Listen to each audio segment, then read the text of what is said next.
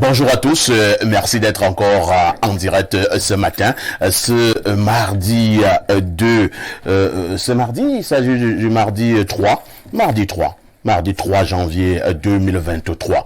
Oui, il y a un an encore, nous parlions ici, c'est-à-dire il y a 2 jours. Nous sommes justement mardi, le 3 janvier 2023. Joyeuse fête justement à tous ceux qui nous regardent. Une bonne année à tous nos nombreux téléspectateurs. C'est donc la première production de l'année 2023 pour ce qui est de votre programme Espace Miné, 10h, 11h52.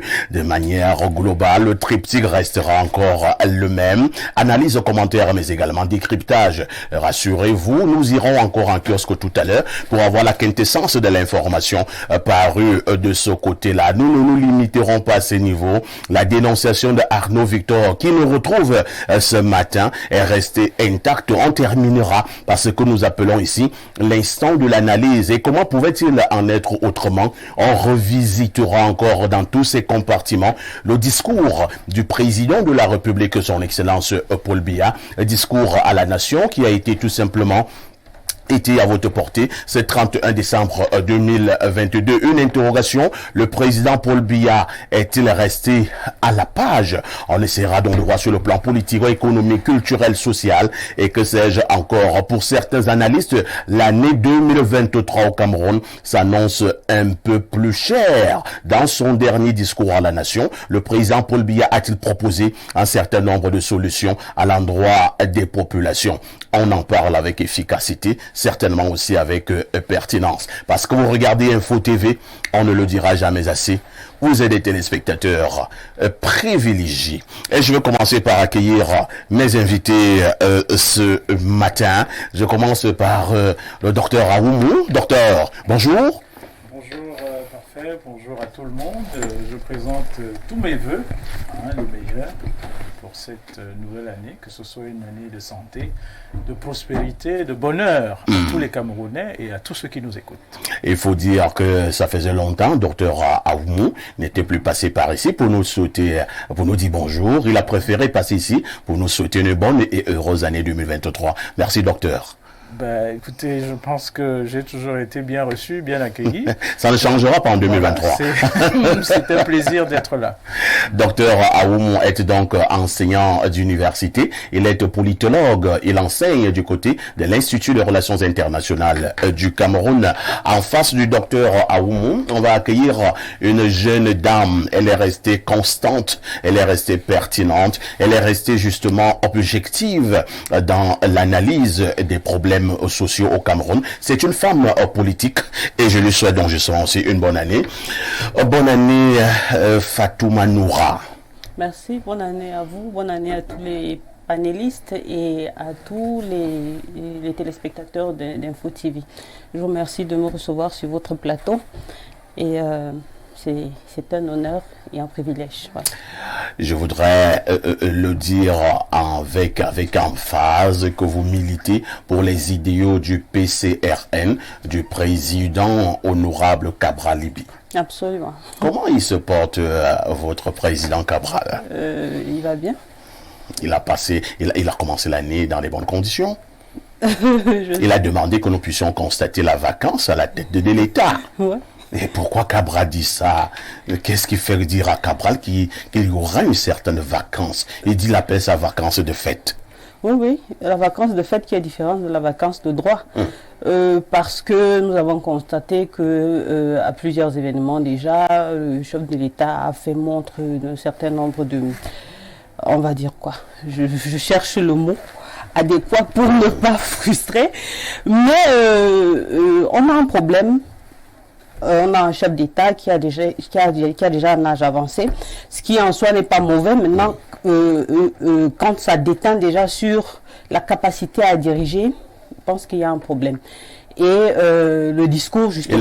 Il a eu un souci sur sa capacité à diriger. Écoutez, on a tous vu dans les différentes sorties, que ce soit aux États-Unis ou avant, et justement des petits soucis techniques, on va dire comme ça, sur ses aptitudes que ce soit s'exprimer ou se déplacer. Bref, c'est le poids de l'âge. Et je pense que c'est le moment de penser sérieusement à ramener un peu plus d'énergie et de tonus au niveau de la tête de l'État. Un peu plus d'énergie et de tonus à la tête de l'État. Moi, j'ai vu un président qui était fort. Hein. Il a parlé dernièrement pendant 27 minutes. Il était debout. D'accord. De toutes les façons, on en reparlera. On en reparlera. Merci à Fatouma Noura qui est là ce matin pour le compte du PCRN. On accueille en face de Noura le consultant de tout temps et de tous les temps. Il nous revient pour cette année 2023. C'est le seul consultant qui nous restera lorsque tous les autres auront pris la poudre d'escampette. Pierre Bléronier-Mec, bonjour. Bonjour, parfait ici, bonjour à notre panel, bonjour à nos millions de téléspectateurs. Pour ceux qui me connaissent, je ne souhaite pas de bonne année aux gens. Comment ça? Ça ne sert à rien. Chacun a l'année qu'il mérite. Ça veut dire quoi? Voilà. Si vous commencez votre année avec les haines, les jalousies, les méchancetés, les vols, les viols, même si on vous souhaite quelle année, vous récolterez la graine que vous avez sémée. Sémons le bon grain tous les jours. Tous les jours qui se lèvent sont de nouveaux jours, de nouveaux départs possibles. Ce n'est pas les souhaits. Et voyez-vous le piège qu'il y a dans cette affaire? On entre en 2023, n'est-ce pas? Oui. Tout le monde accueille 2023, bonne année Yada, bonne année telle. Et on présente 2022 comme une mauvaise année qui doit s'en aller avec toutes ces mauvaises choses. Aucune année n'est bonne en soi, aucune année n'est mauvaise en soi. C'est nous qui changeons le temps, lui, il est permanent. Si vous êtes mauvais, vous aurez une mauvaise année. Ça, il faut le savoir. Donc, même si on vous souhaite quoi, vous aurez l'année que vous méritez. Si vous êtes bon, vous aurez une bonne année. Donc, les bonnes personnes tireront les bonnes choses de leur bon trésor et les mauvaises personnes des mauvaises choses de leur mauvais trésor. Pierre Blaireau, j'ai cru que en 2023, tu devais changer. Non, je suis permanent. Ça ne peut pas changer. Donc, bonne année. Quelqu'un a volé le téléphone d'un autre dans la nuit du 22 avant le 23. Il dit aux autres, bonne année. Il a violé les filles le 23 au matin. Il dit aux autres filles encore, bonne année. On lui dit aussi, non. C'est l'hypocrisie. Non, vous attachez des nœuds et vous aurez une année nouée. Vous détachez les nœuds, vous aurez une année dénouée. Pas seulement l'année, c'est les hommes qui ont déterminé que le 31 décembre soit la fin, des choses comme ça. Mais chaque jour qui se lève dans la rotation du monde est une nouvelle chance pour vous de changer. Vous pouvez même changer votre mauvais karma si vous êtes méchant, si vous êtes haineux, si vous êtes envieux. Si vous gardez les méchancetés dans votre cœur, vous aurez une mauvaise année. Ce n'est pas mon souhait qui va changer quoi que ce soit. Merci beaucoup. Hein. Pierre Blériot dit qu'il ne souhaite pas des bonnes années aux gens. Chacun aura l'année qu'il mérite. Si vous êtes bon, vous aurez une bonne année. Si vous êtes haineux, vous promettez la mort aux autres, vous aurez une année catastrophique. L'incontournable, l'inamovible, l'infatigable Arnaud Victor Yada nous revient pour cette année 2023 avec un peu plus de punch. Bonjour Arnaud. Bonjour Perfecto, moi j'ai dit bonne année aux gens. Bonne année. L'homme est bon, la nature le colombe. Donc moi j'ai dit bonne année à Blériot. À Blériot d'abord, en commençant par lui. Et surtout à lui-même, bonne année Blériot. Bonne année également à tous ceux qui nous font confiance au quotidien, à Info TV, en l'occurrence ceux qui regardent Espace Miné au quotidien, parce que sans eux nous ne sommes rien. Mais je vais dire encore bonne année spécialement à quelqu'un aujourd'hui, qui est un papa pour moi, parce qu'il souffle une bougie. Il a passé le cap de 60 ans, il s'appelle Ongene Janvier Richard, affectueusement appelé OGR. C'est mon parent au sens premier de l'expression. Donc, Parent dans quelle expression? Pas parent dans les choses bizarres. Donc c'est mon parent à l'église, c'est lui qui me portait à l'église lorsqu'on me versait l'eau pour la première fois sur la tête à l'église. Donc je lui dis merci pour tout ce qu'il nous comme valeur. On est ici en Douane. Ici en Douane.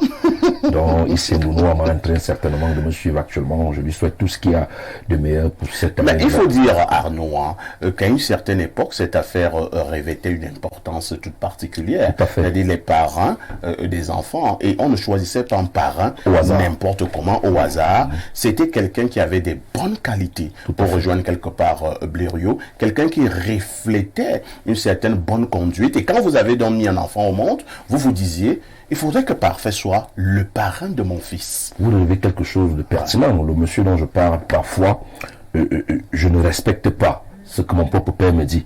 Mais quand parfois, le parrain était plus respecté que votre propre père. C'est le cas. C'est-à-dire, il a eu une influence dans ma vie. Ouais. Au point où il a été automatiquement quelqu'un que je devais suivre et admirer.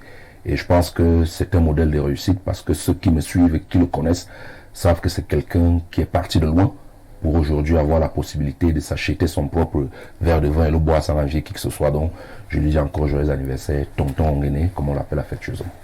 Mon parrain, lui, c'était un bassard. J'ai l'impression que j'ai une histoire d'amour avec les bassards. Mon parrain était un bassard. J'espère qu'il n'était pas dur comme Léo. Un peu. C'est dans le sang des bassards. Il s'appelait monsieur André Bacan. C'est le papa de le lion indomptable, l'ancien lion, Libi Thomas. Ah ouais. Ouais, donc c'est le papa de Libi Thomas. Et c'était un militaire. Il avait une particularité que il ne fermait jamais sa maison. Même les fenêtres, il partait, c'était ouvert. Bon, si tu veux, viens voler. Toi-même, tu verras. Donc, c'était mon parrain. Donc, il n'est plus de ce monde. Lorsque nous avons dit cela, je n'ai pas eu de parrain. Vous voyez alors. Vous voulez dire, avant ça, vous n'avez pas été baptisé? J'ai pas eu de parrain. Donc, vous n'avez pas de religion?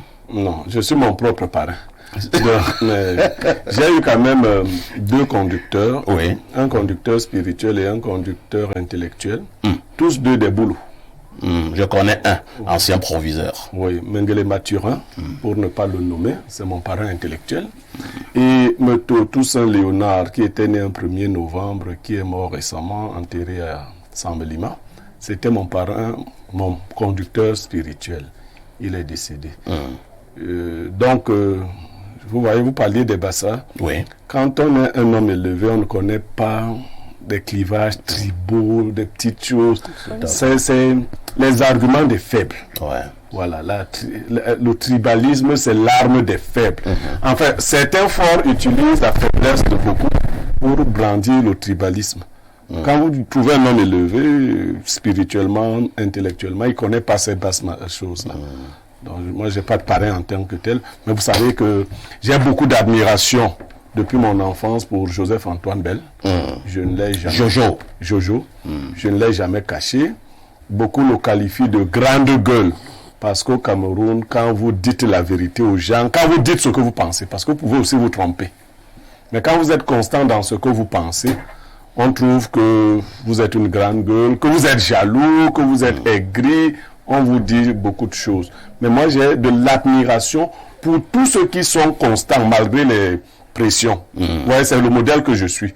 Moi, Niémec, vous ne pouvez pas dire que quand vous allez menacer, Niémec va dire autre chose. Non, je suis constant, je suis droit dans mes bottes. Je dis toujours ce que je pense. Je peux me tromper humainement. Bien sûr. Mais je suis toujours sincère. Merci beaucoup. Et je prends le premier verre d'eau dans le cadre de cette production pour ce qui est de l'année 2023.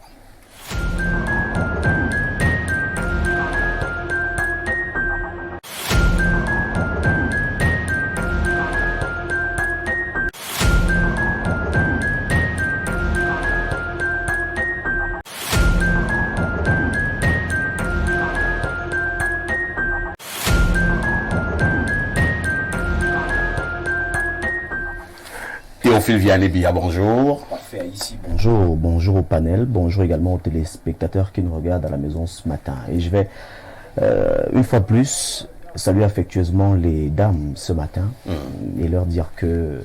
Vous les aimez? Oui, beaucoup. Vous les aimez toutes? Affectueusement, tendrement. Amoureusement aussi? Amoureusement. Chaleureusement? Absolument. Langoureusement? Évidemment.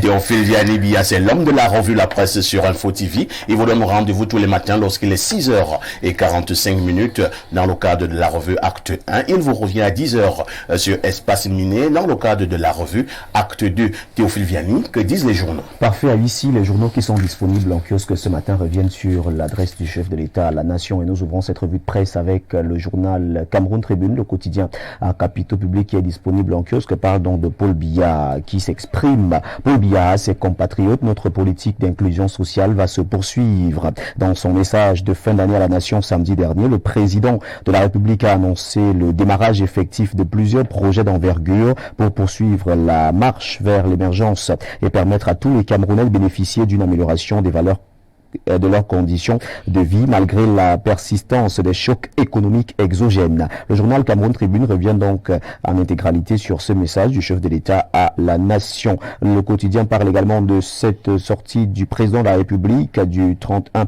décembre 2022. En 2023 comme en 1982, Paul Biya égale à lui-même. C'est le constat fait par le journal Le Quotidien de Jules Brice Ngaba. La République presse de Timothée Somba Bena parle donc de ses multiples projets. Le message du chef de l'État à la Nation du 31 décembre 2022, mine du progrès pour juguler l'aléatorité des hydrocarbures dont les coûts indépendants de la souveraineté du Cameroun ne peuvent plus seuls porter les aspirations d'émergence et de développement du pays. Paul Biya mise sur le socle minier. Le journal La République Presse nous le fait savoir dans sa une du jour. Le Messala Hebdo parle de cette lutte contre la corruption et de l'incivisme, cette lutte qui va donc s'accentuer au Cameroun. Corruption, incivisme, Paul Biya constant et intangible. Le 31 décembre, le message du chef de l'État à la Nation à l'occasion de la fin d'année 2022 et du nouvel an 2023 a été un véritable champ de signes pour prévaricateurs de la République et délinquants à col blanc. On en parle de la page 6 à la page 7. C'est un décryptage qui vous est proposé ce matin. Vision économique s'intéresse donc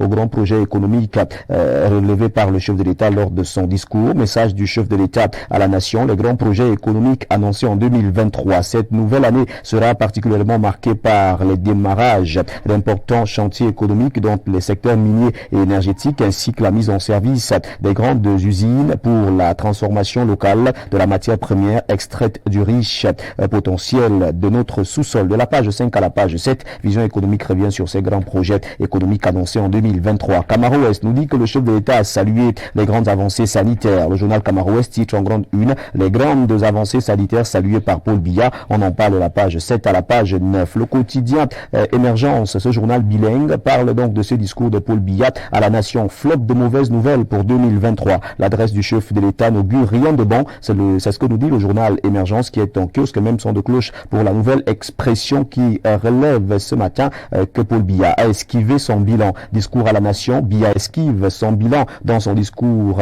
adressé à ses compatriotes le 31 décembre dernier. Le président de la République n'a pas fait allusion à ses nombreux projets et ses nombreuses promesses faites dans son discours de l'an dernier. Il a plutôt multiplié d'autres annonces loin des attentes liées à la vie quotidienne des Camerounais. En page 5, on revient donc sur le discours du chef de l'État et on en parle avec la nouvelle expression, l'état de la nation. Le discours qu'il ne prononcera pas est donc à lire au journal Le Populi qui est en kiosque. Ce journal satirique revient avec cette actualité. La voix des jeunes nous fait ici le bilan de ces trois discours les plus suivis pour la nouvelle année. Nouvelle en 2023, les messages les plus suivis. Comme à l'accoutumée, ils étaient plusieurs leaders politiques et personnalités publiques à adresser un message à la nation au soir du 31 décembre. La voix des jeunes revient sur les trois messages les plus suivis et les plus relayés par les jeunes sur les réseaux sociaux. On en parle ce matin de la page 2 à la page 9. Le Client Info présente Paul Biya comme étant le bâtisseur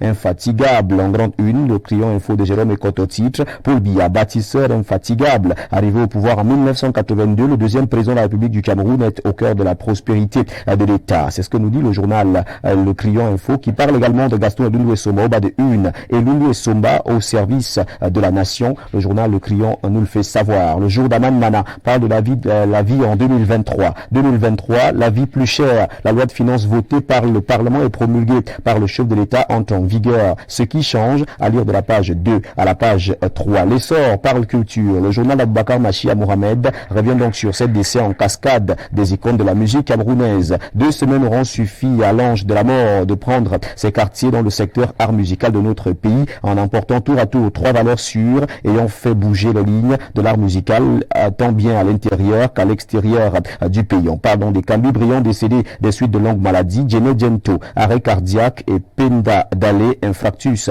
Le journal L'Essor parle également de cette nécrologie en soumet une. Saint-Clément Ongba, animateur en service à Satellite FM, est décédé le 1er janvier. On revient sur le parcours de l'homme dans ce journal. Réalité plus de Paul Ouare Kinzi revient sur les menaces de nouveaux affrontements entre Arab Choua et Mousgoum au Logon Birni. Le préfet du Logon et Chari Fombele Mathias Tayem s'interpose pour rétablir la paix et la cohésion sociale. Au BAT 1, on parle de ce fiasco de l'Assemblée générale de l'Ordre national des médecins du Cameroun. Le LG du Minsanté, lui, Richard Njok, 0,6,75 sur 20 pour l'organisation. Voilà la note attribuée donc au SG du Minsanté par le journal de Réalité Plus. Ce matin, l'Info HO nous permet de refermer cette revue de presse acte 2 et le journal L'Info HO parle de l'Arcel, hausse tarif d'électricité client moyenne tension, l'Arcel Arcel. C'est ce que nous dit le journal L'Info HO qui au BAT 1 parle de l'amélioration de la qualité du service public de l'eau sous l'impulsion du gouvernement. Camoteur budgétise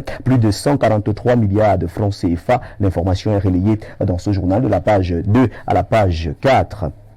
C'est avec ce journal que nous refermons cette revue de presse acte 2 sur Info TV. Mesdames, Messieurs, de votre aimable attention, infiniment merci. Et nous vous invitons très massivement à vous rendre dans les kiosques pour vous procurer un journal au prix de 400 francs CFA pour que vive la presse camerounaise. C'était la revue de presse avec TVB. Merci, parfait ici. Merci au panel. Merci également aux téléspectateurs.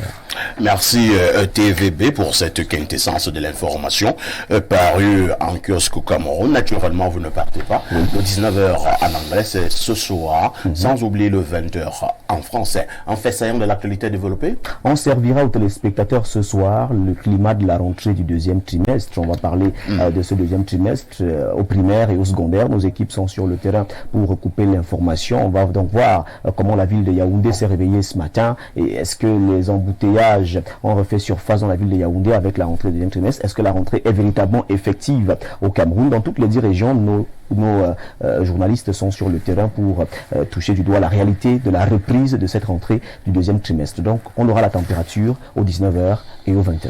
Il faut également dire, Théophile Vianney, oui. Et si je m'en tiens à ce que les pédagogues, de manière générale, ont toujours signalé, le 2e trimestre est un trimestre déterminant pour la réussite d'un élève. Oui, c'est un trimestre assez déterminant et c'est le trimestre le plus dangereux parce que c'est le trimestre qui est le plus animé et c'est le trimestre qui est le plus entrecoupé par les fériés, les célébrations, la fête de la jeunesse et tout. La fête de la femme. La fête de la femme. Donc c'est un trimestre assez déterminant mais assez dangereux parce qu'il a beaucoup d'embûches. Les élèves à ce moment-là doivent doubler d'ardeur et les enseignants doivent véritablement couvrir le programme.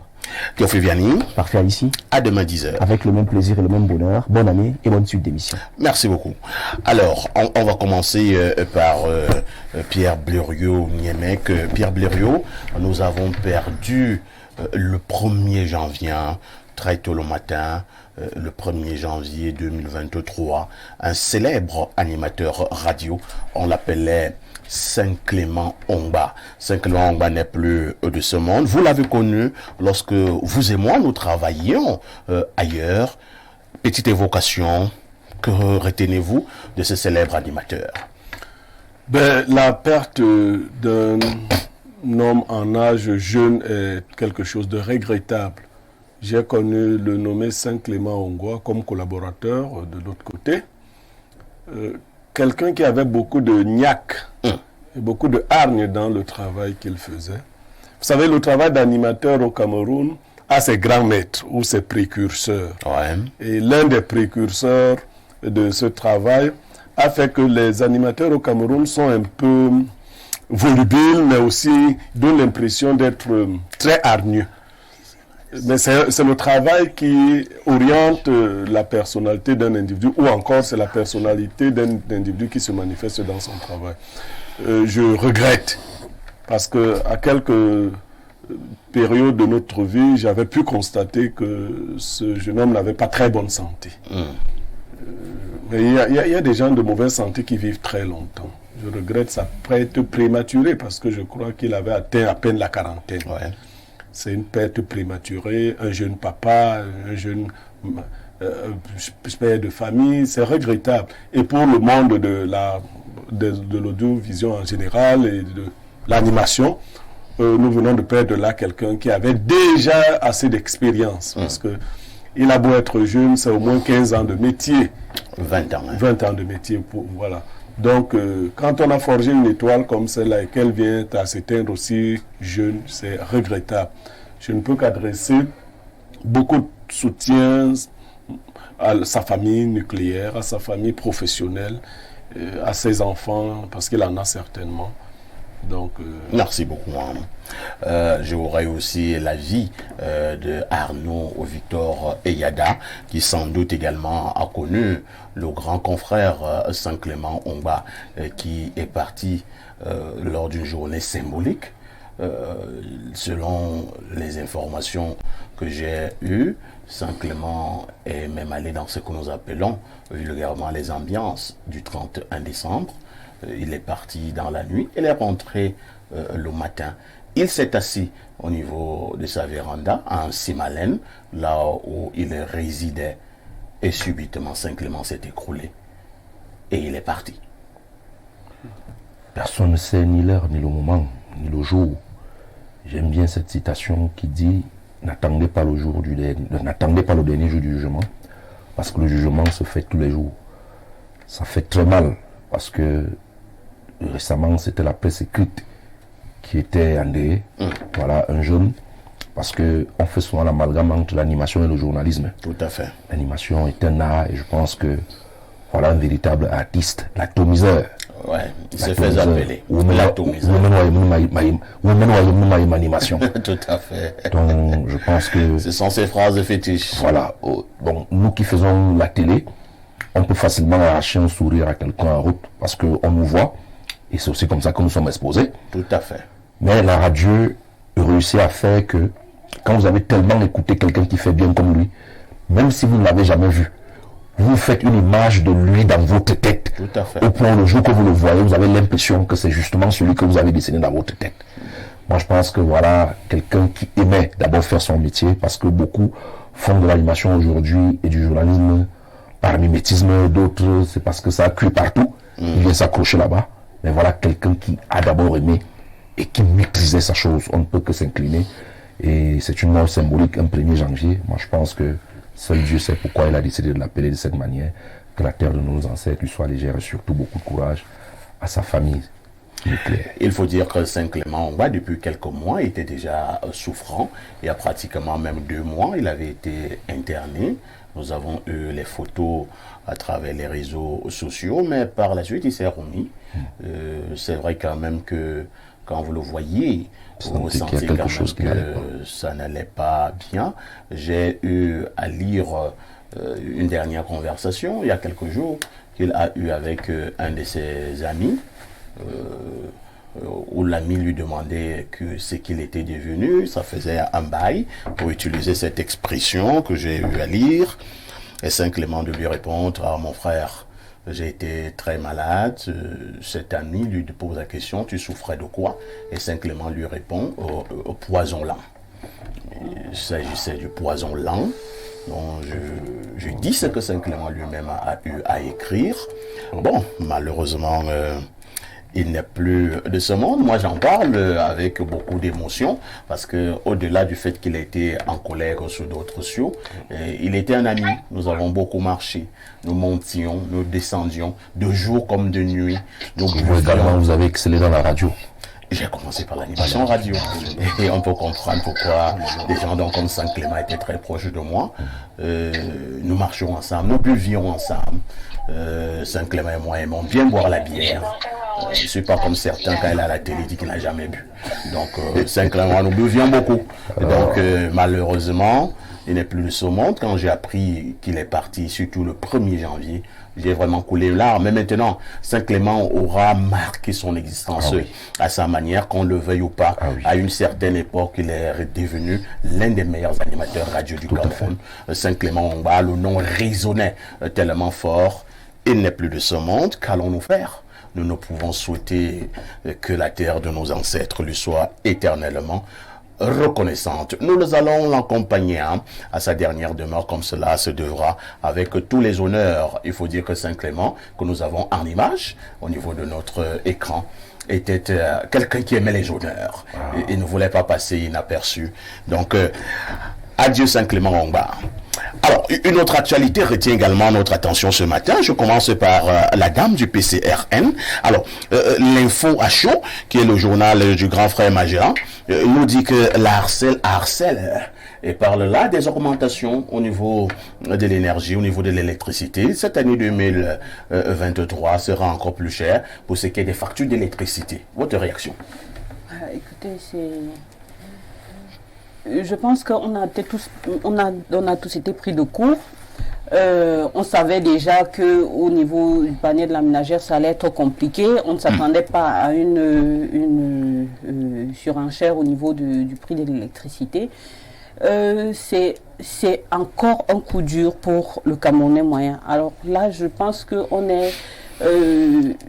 bon, je ne vais pas embrayer sur le discours parce que... on en parlera de long en large. On en parlera de long en large parce que je pense que le Camerounais moyen est en train d'être asphyxié. Ce que nous allons vivre, je ne pense même pas que nous soyons prêts. Nous sommes qu'au premier mois, nous ne sommes même pas encore prêts à... Même pas une semaine. Nous ne sommes même pas encore prêts à ce qui arrive. Ce qui arrive sera... Et d'ailleurs, je pense que ce ne sera pas tout. Les mauvaises nouvelles vont s'accumuler. Et j'ai peur que ce soit invivable. Merci beaucoup.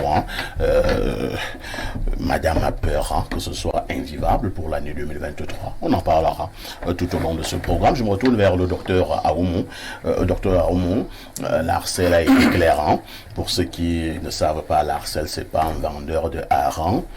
C'est l'agence de régulation du secteur de l'électricité qui harcèle, selon le journal L'Info à chaud, au niveau justement des prix de l'électricité qui ont été revus à la hausse. Votre réaction? Oui, c'est une décision qui forcément émane d'une réflexion. On ne va pas prêter à une institution comme l'Arcel de mauvaises intentions vis-à-vis du public. Mais plutôt de bonnes intentions en augmentant les prix d'électricité.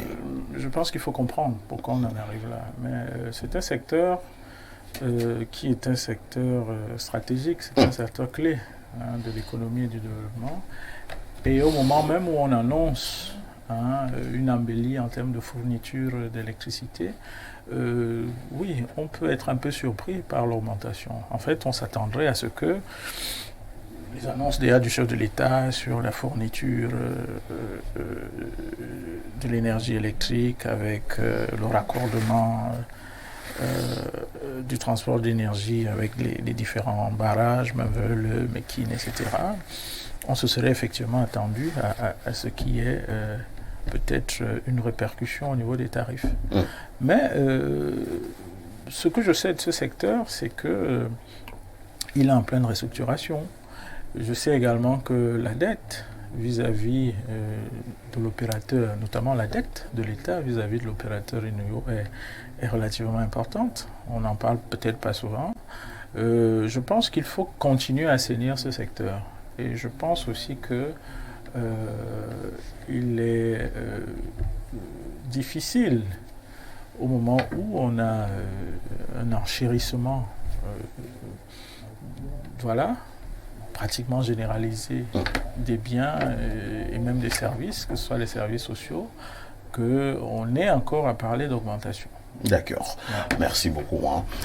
Nous allons prendre un deuxième verre d'eau.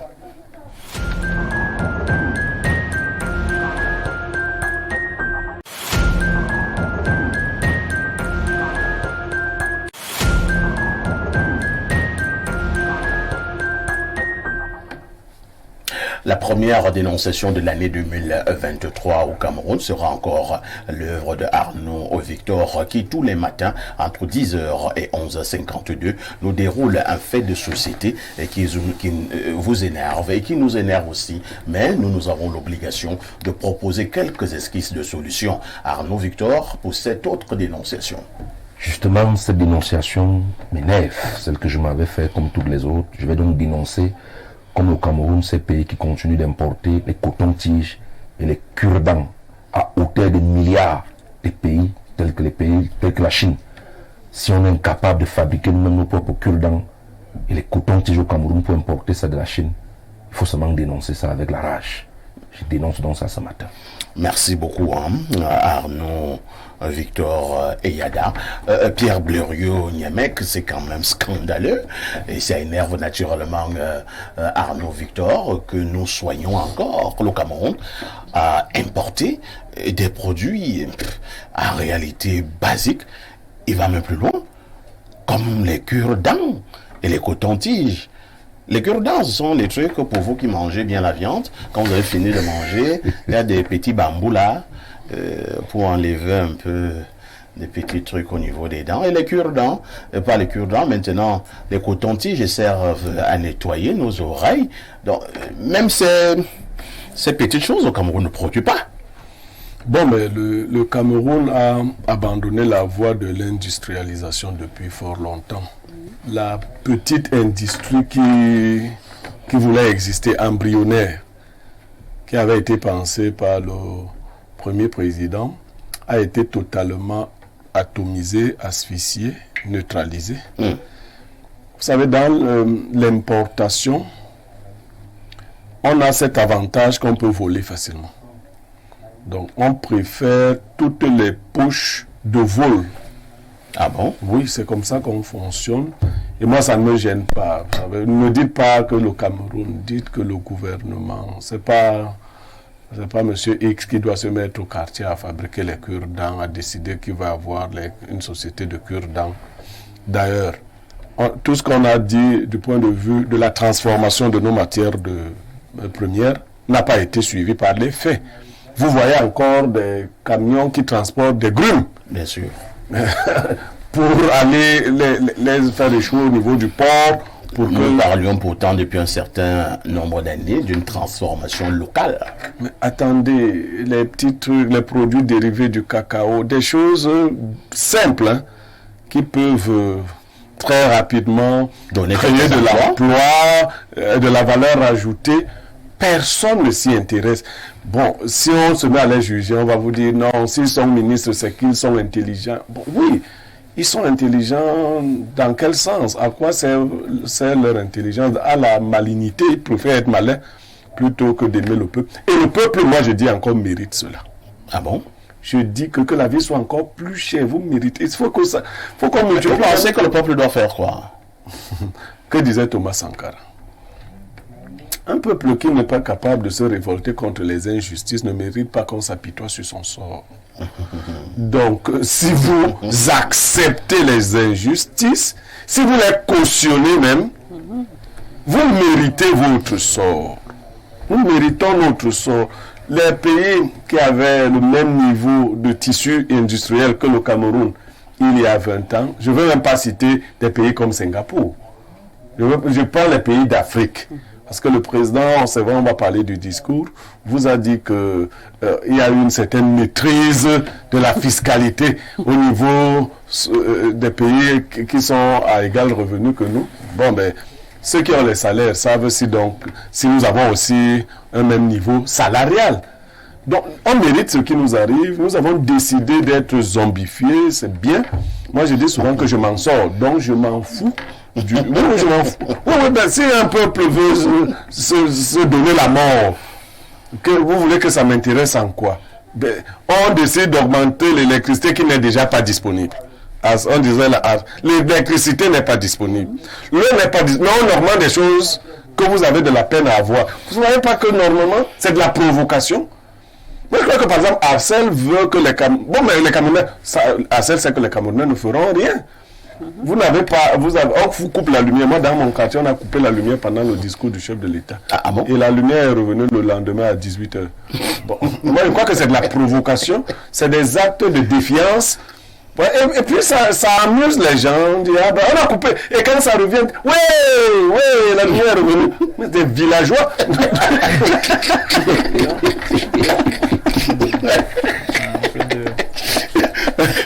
Calme-toi, ça veut dire une année.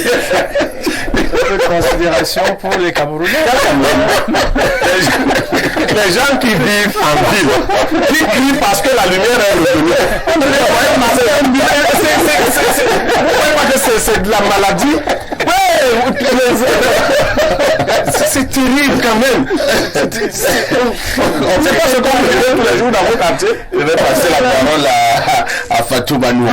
Alors, madame du PCRN, c'est vrai que Pierre Blaireau nous fait beaucoup rire ce matin. C'est quand même compliqué hein, qu'au Cameroun, un peu plus de 60 ans après les indépendances, nous continuons à importer des produits extrêmement basiques. Ce n'est même pas une honte.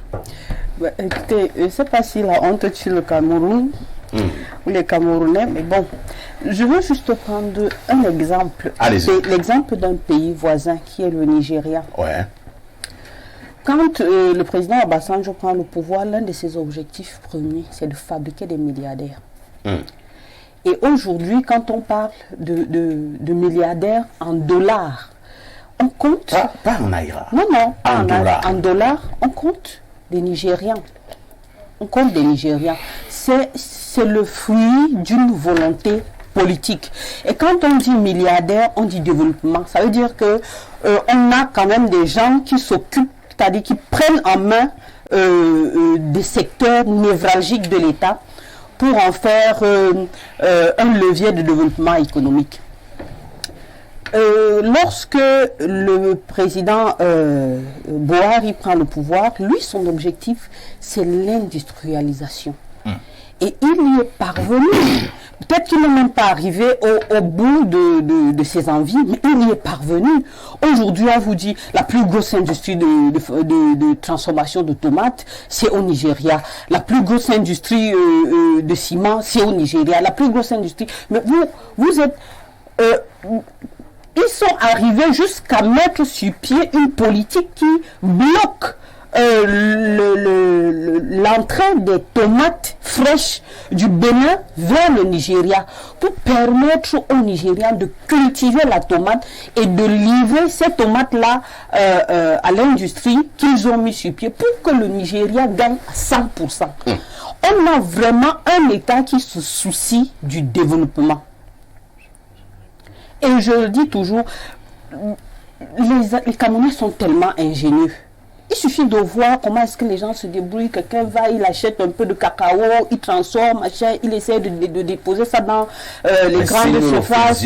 À grande échelle. Oui, quand on détecte ces gens, parce que ces milliardaires qu'on fabrique, on ne les fabrique pas ex nihilo. On cherche des gens qui ont déjà quand même une certaine ambition, qui ont déjà quand même prouvé par leurs différents actes qu'ils veulent s'investir.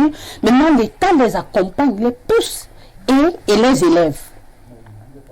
Aujourd'hui, si on compte le Nigeria comme étant un géant en Afrique, c'est pas tant sa population. Non, si vous avez toute la population, je ne sais pas si vous avez même la population de la Chine et que vous ne travaillez pas, on ne vous comptera pas parmi les géants. On ne vous comptera pas. Donc le Nigeria est en train de faire ses preuves, le Cameroun peut faire ses preuves. Malheureusement, il n'y a pas de volonté politique. Merci beaucoup, docteur Aoumou. Selon la dame du BCRN, elle a trouvé celui qui est fautif. C'est la volonté politique. Oui, vous partagez cette manière de voir? Oui, pas tout à fait. Vous savez, c'est difficile sur un plateau de tout accepter ce qui est dit. D'ailleurs, c'est pas le but. Voilà pourquoi c'est un débat. Tout à fait. Non. Et puis, voilà. Alors, des choses ont été... Vous indexez qui, si ce n'est pas la volonté politique? On n'est pas obligé d'indexer quelqu'un. On doit trouver quand même des coupables. Ce n'est pas le but. Le but, c'est plutôt de trouver des solutions. Parce que trouver des coupables, encore une fois, ça ne suffit pas.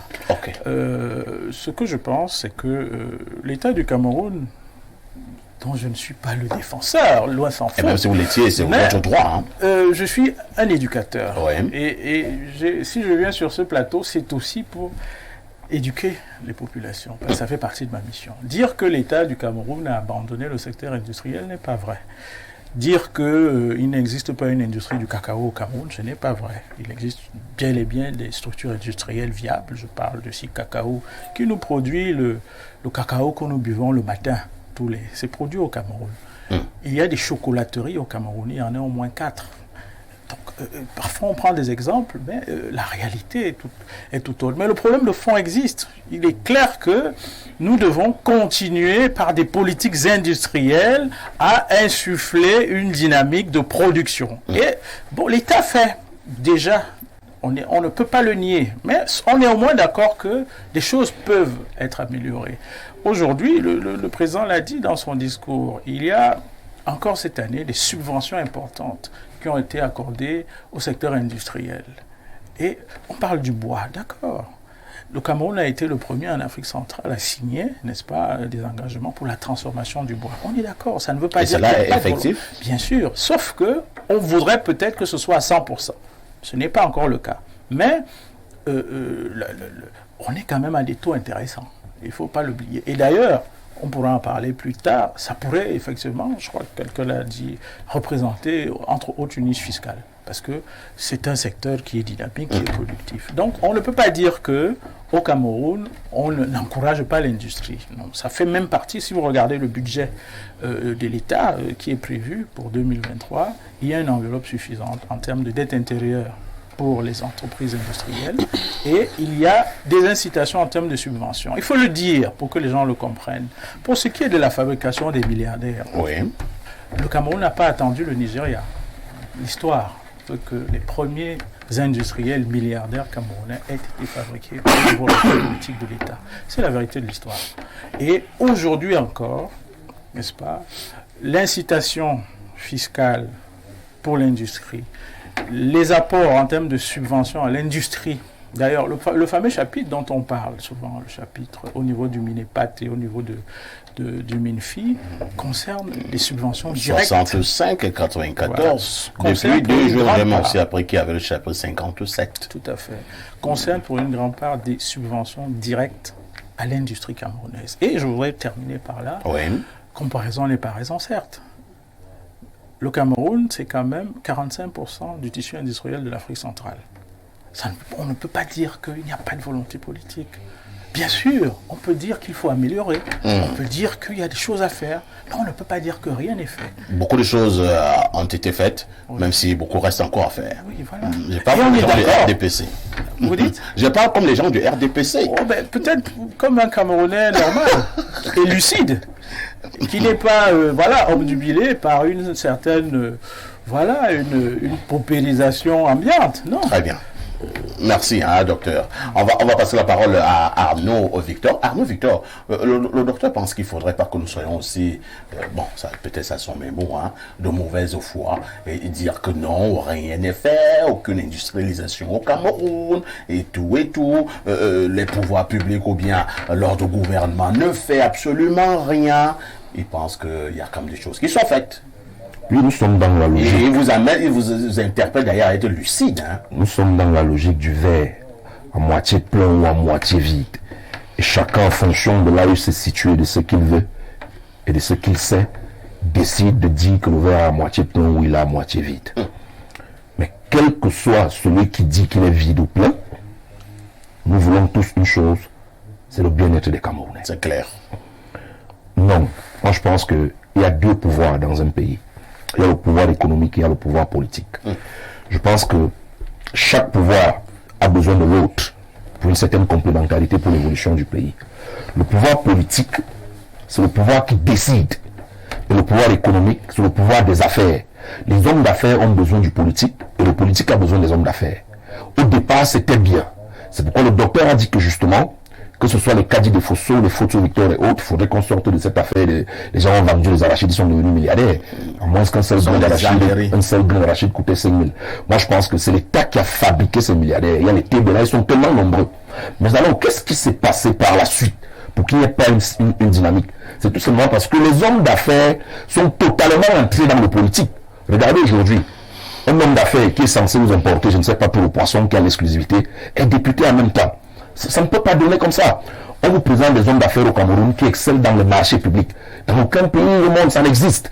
C'est autant de choses. Ça fait que l'homme d'affaires qui est censé créer la richesse sous l'impulsion du pouvoir politique. Est-ce que les vrais hommes d'affaires même, au sens vraiment compréhensible et important du terme, est-ce que ce sont des gens qui gagnent des marchés publics? C'est-à-dire quand on dit que tu es un grand homme d'affaires au Nigeria, aux États-Unis, c'est qu'est-ce que vous êtes au courant de ce qu'on appelle marché public? Chez nous, donc, les hommes d'affaires sont ceux qui excellent dans les marchés publics. Moi, je pense que j'ai fait une dénonciation sur les cure-dents, les cotons-tiges, et je reste focus là-dessus. Commençons par l'éducation. Oui. Nous venons de mettre sur pied 3 universités d'État. Il y a une qui est à Bertois, une autre à Garoua, une autre à Ebolova. Est-ce que à Bertois, à base du bois qui est là-bas, on ne peut pas créer une filière dans ces universités qui transforme le bois en cure-dent pour qu'on ne les importe plus? Est-ce que cette filière ne pourra pas donner de l'emploi aux jeunes? Est-ce qu'on ne peut pas commencer en amont dans les lycées techniques, en mettant déjà cette filière-là, pour qu'on se dise que dans tant d'années, plus jamais on importera les cure-dents? Est-ce que du côté du Nord, avec des résidus de coton, s'il est vrai que notre coton, on l'utilise même à 100%, j'en doute. Là encore, on sait bien les biens économiques. Moi, je pense que on manque volontairement d'absence de vision. Et je vais rejoindre Béro, là, il disait que les gens savent qu'avec les importations, c'est facile de voler. Merci beaucoup. Vous allez tantôt et demain nous nourrir, on importe à hauteur de milliards par an. Moi, je pense que c'est un problème de volonté politique. Qu'on fasse le distinguo entre celui qui est véritablement un homme politique au Cameroun et celui qui est un homme d'affaires, pour que les deux pouvoirs politiques et économiques puissent s'asseoir sur la même table pour des solutions justes qui pourront nous sortir totalement de l'obscurantisme nous trouvons aujourd'hui. D'accord. Avant que le docteur ne reprenne la parole, je vais d'abord passer la parole à Pierre Blériot, qui va aussi réagir. Oui, Pierre Blériot. Moi, quand j'assiste à une émission comme celle-ci, comme elle est pédagogique et que nous sommes le matin, je dis souvent des choses à un petit niveau. Maintenant, quand je vois que ça s'élève, je m'élève aussi. Le Nigeria, c'est 800 fois le budget de l'Afrique centrale. On voit les chiffres. Je dis 800 fois. C'est la première économie africaine. Est-ce que vous comprenez ce que ça signifie? Je n'ai pas dit le budget du Cameroun. Le Nigeria, c'est 40 milliards de dollars en 2022. Milliards de dollars. Le Cameroun, c'est 10 millions de dollars en 2023. Est-ce qu'on comprend de quoi on parle? Donc le Nigeria, c'est 800 fois le budget de l'Afrique centrale qui n'atteint pas 50 millions de dollars, l'Afrique centrale. Mais ce n'est pas parce que le Nigeria... Bon, quand vous prenez dans la population de l'Afrique centrale, c'est les 2/3 de la population du Nigeria. Mais l'Afrique centrale ne fout rien. Donc c'est le Cameroun à 45%. Vous savez qu'ils sont en Afrique centrale? C'est des trucs comme le Gabon avec un tissu économique. Mais c'est-à-dire... Bon, disons les provinces comme le Gabon, les régions comme le Tchad. Voilà des paresseux qui s'éternisent seulement au pouvoir et qui ne foutent rien. Il y a, pendant que vous avez eu les mêmes présidents, pendant tout ce temps-là, essayez de voir ce qui s'est passé au Nigeria. Il y a alternance au Nigeria, une alternance consentie entre le nord et le sud. Mais elle est mesurée, c'est-à-dire quand vous montez là, on veut voir ce que vous avez fait pendant que vous étiez là. Quand les gens s'évaluent sur 5 ans, vous vous évaluez sur 40 ans, ça ne peut pas donner les mêmes résultats. Si votre enfant va à l'école pour attendre la licence dans 40 ans, bon, moi j'envoie le mien parce que je veux qu'il ait ça dans 5 ans.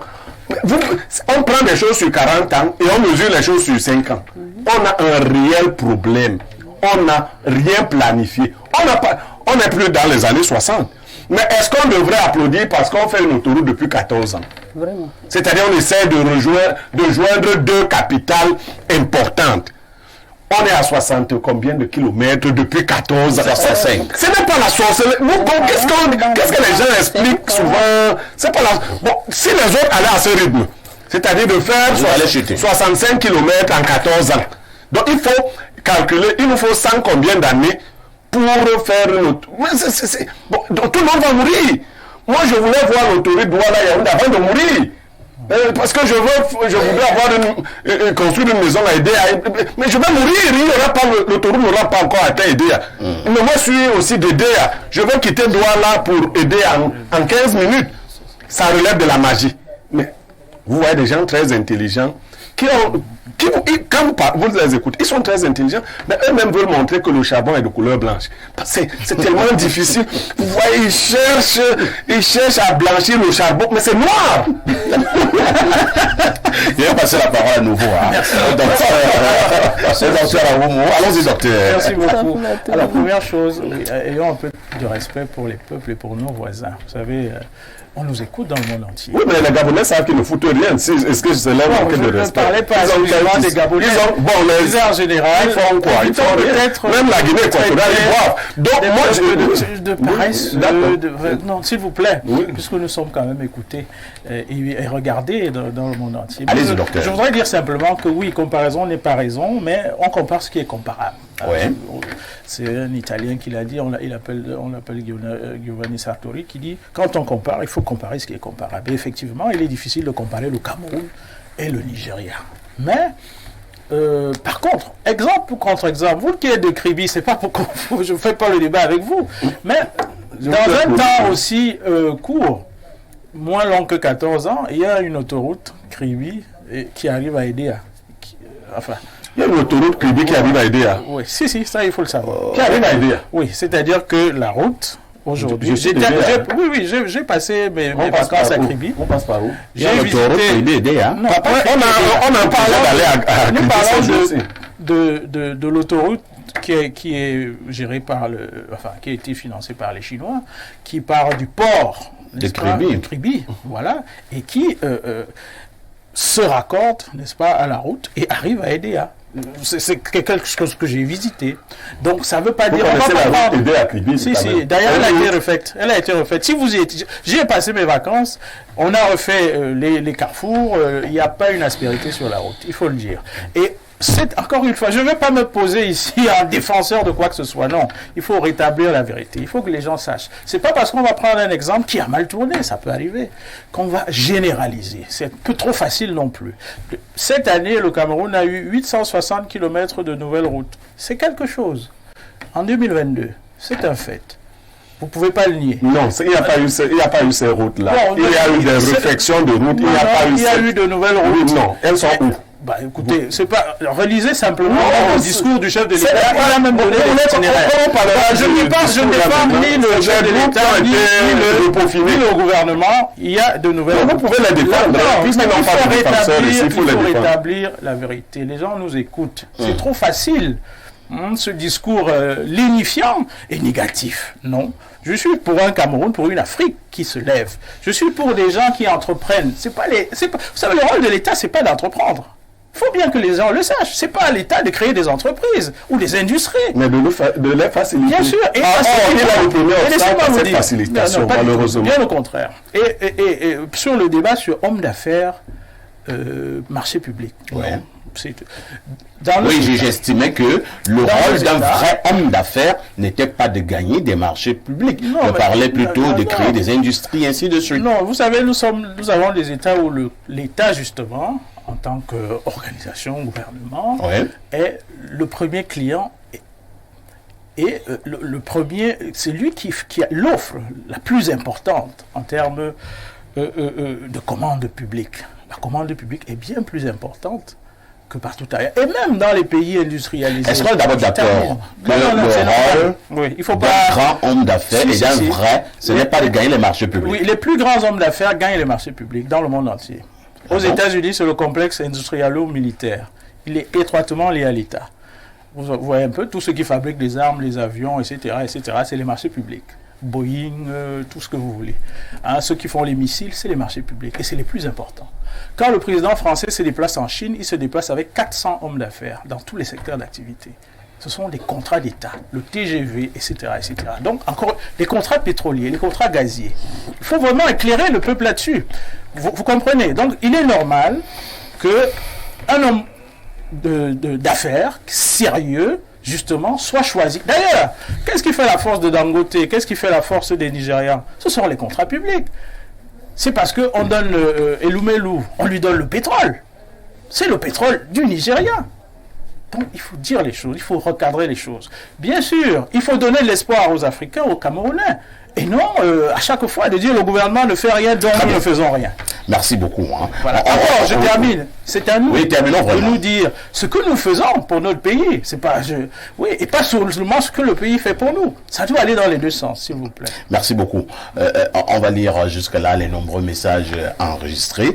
Bonne année Info TV. Depuis la fin de l'année dernière, le quartier Obamongola est coupé du courant normal. C'est ainsi qu'il est impossible de repasser les habits. N'en parlons pas d'assurer la conservation des denrées alimentaires. Plusieurs requêtes ont été déposées à l'agence de SAM et à chaque fois, on nous promet d'envoyer des techniciens pour intervenir. Malheureusement, personne ne se pointe. À cet effet, qu'Eneo prenne les dispositions pour remédier à cette situation qui perdure afin d'alléger les peines des populations. C'est Richard Aboussolo depuis Ala.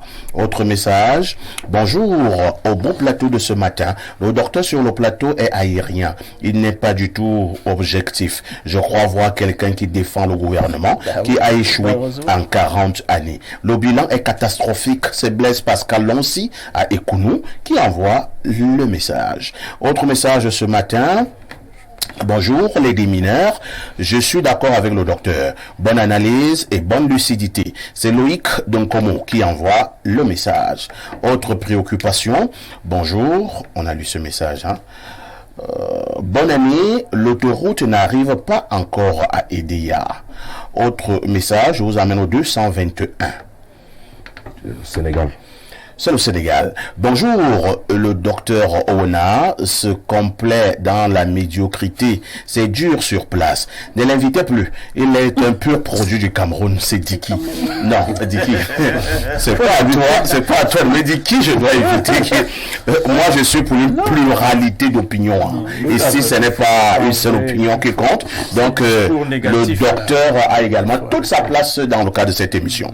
Bonjour les démineurs. Parfait. Le professeur est en souffrance quand il prend la parole. C'est exactement le résultat du système camerounais qui détruit celui qui veut raisonner. Il préfère se ranger et faire la philosophie littéraire. Frère Eyada, tant que nous sommes dans la France-Afrique, avec le franc CFA et les affaires du FMI et la Banque mondiale, notre avenir dépend d'eux. Et c'est Rodrigue Dengandéré qui envoie le message. Bonjour, parfait. Achetez les lunettes au docteur. Il a vu l'autoroute Kribi et Déa. Le docteur ne parle pas des lunettes. C'est l'Olabé Kribi. C'est l'Olabé Kribi. Alors, autre message. Bonjour, perfecto. La notion de verre d'eau à moitié vide ou à moitié plein ne s'applique que dans un contexte d'eau claire. Dans le cas du Cameroun, l'eau est sale. On ne peut plus la voir sur le prisme du verre à moitié vide ou à moitié plein. Il faut changer cette eau. Il n'y a pas d'autoroute qui relie Kribi et Déa. C'est Dani Yves Behaki depuis Kribi qui envoie le message. Autre préoccupation. C'est quand j'ai suivi le discours du président que j'ai compris pourquoi on a augmenté le prix de la vignette. Il faut l'argent pour continuer à financer les subventions sur les carburants. Aïe, parfait. Les Camerounais auront les mollets cette année. C'est pour dire que nous allons aller à pied. Bonjour à vous sur le plateau, bonne et heureuse année. La route à Conan, le Lodov, par Mvengue. Bonne route. Je ne sais pas ce que vous voulez dire, hein. C'était les routes, les nouvelles routes. D'accord. Autre message. Bonjour, perfecto, s'il vous plaît. C'est vrai que les droits universitaires sont passés à 300 000 francs CFA? Non, c'est faux. Celui qui fait ça, il sait à quoi ça. Même pas ça, c'est un phénomène inimaginable. C'est de la provocation. Autre message. Bonjour au sac de modérateur perfecto. Bonjour à mon illustre idole Pierre Blériot. Bonjour aux autres panélistes. Parfait, s'il te plaît, dis au docteur là de jouer franc jeu, car de par ses interventions, on voit tout ce qu'il soutient le régime en place et veut à travers cette sortie en Mondovision à pâter ceux qui dirigent ce pays afin d'avoir un poste dans le nouveau remaniement. C'est un gangster. C'est Maradona depuis Douala qui envoie le message. Donc le docteur veut un poste. Autre message. Bonjour parfait ainsi que tout le panel. Très belle émission. Vraiment Blériot, j'admire votre franchise de vos analyses. Vous êtes très très logique. Pourquoi le docteur veut s'illustrer en avocat du diable? C'est Prosper depuis Emombo. Il y a la Liona du 237 qui est au rendez-vous ce matin. On lit son message. Bonjour et bonne année perfecto. Le titan du micro et au démineur. Le Cameroun ne peut se développer que si le gouvernement promeut le développement local dans l'agriculture, l'éducation, la santé et l'industrialisation du pays en matière de transformation locale qui crée de l'emploi et de la richesse. C'est la Lyon du 237. Autre message ce matin. Bonjour le plateau. Dites au docteur qu'il n'y a pas une autoroute qui relie Kribi à Edea. C'est une autoroute qui relie le centre-ville de Kribi à Lolabé où se trouve le port. Le docteur l'a reconnu. Autre message ce matin. Bonjour le plateau et bonne année. Merci à Niemek qui a réussi à me faire rire ce matin. Le problème du Cameroun, ce sont ces intellectuels carriéristes. C'est El Hadj Maïra Ibrahim qui envoie le message. Bonjour le panel. S'il vous plaît, dites à ces messieurs qu'il n'y a jamais d'autoroute Kribi et Deya. Autre message. Non plus, hein? On peut comparer le Cameroun au Togo, à la Côte d'Ivoire, au Sénégal. Le SMIC au Togo est de 52 500 francs. Le Sénégal a construit une université et la plus moderne d'Afrique à 60 milliards, pendant que le Cameroun a acheté des jouets 32 gigas égale 500 gigas à 75 milliards. Je ne sais pas ce que vous voulez nous dire par là. Moi, je ne sais pas que le Cameroun a acheté les jouets à 75 milliards. Vous voyez encore les trucs là? C'était des ordinateurs. Vous les voyez encore? Demandez à quelqu'un de vous apporter ça. Les étudiants utilisent ça, non? Non, il faut pas. Je dis, excusez-moi. Allez-y, docteur. Au-delà des ordinateurs, il y a eu 9 centres du numérique universitaire qui ont été construits. Il y a eu 9 centres du numérique universitaire. Je vous invite, le plus proche est à l'école polytechnique. Même l'ambassadeur de France qui a visité a dit qu'il n'avait pas d'équivalent en France. Ça, c'est la coopération avec la Chine. Quand les choses se font, il faut le dire. Je suis heureux d'être ici parce qu'en même temps, on voit bien que les Camerounais sont préoccupés. On voit aussi qu'on a un déficit en termes d'information sur ce que fait l'État, sur ce que fait le gouvernement. Je ne suis pas mandaté par l'État, mais en tant que formateur, en tant qu'éducateur, je ne peux pas me taire quand des choses qui ne sont pas vraies sont diffusées en Mondovision. Docteur, ne vous sentez pas menacé, c'est votre droit le plus absolu. Voilà. Et nous allons lire d'autres messages.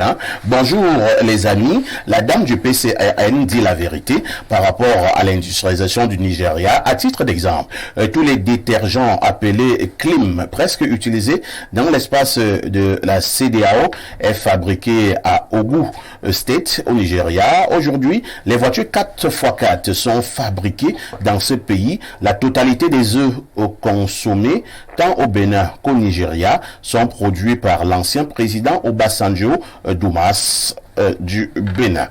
Merci. Autre message ce matin, c'est une pluie de messages. Nous avons l'embarras, je lis celui-ci. Bonjour le plateau, bonne année. Le docteur là sur le plateau, il est docteur. Non, vous n'allez pas vous attaquer à mes invités de cette manière-là. Je préfère que vous attaquiez mes invités sur leurs idées et non sur autre chose. Bonjour le plateau, ça, Pierre Blériot, tu es brutal, Massa. C'est dur ce que vous dites à propos du comportement du peuple face à cette vie sans cesse chère. Nous aimerions bien te voir sur les plateaux de débat des dimanches et autres, pas seulement à Info TV, à moins que votre clause ne l'exige. Eric depuis Kondangui. Mais Eric, vous êtes déjà satisfait des autres qui passent le dimanche ailleurs, non? Votre problème, c'est à quel niveau? Eric Pierre Blériot est ici. Voilà. Autre message ce matin. Alors, morning, monsieur le directeur et toi. C'est un vieux message, je pense celui de ce matin. Buenos dias. Finalement, lui, là, l'habitude, c'est dans les langues que je maîtrise même pas. Bon, aujourd'hui, il dit Buenos dias. Le 29 décembre, il avait dit morning. Donc, Buenos dias is feliz ano bueno. Je ne sais même pas ce que ça veut dire.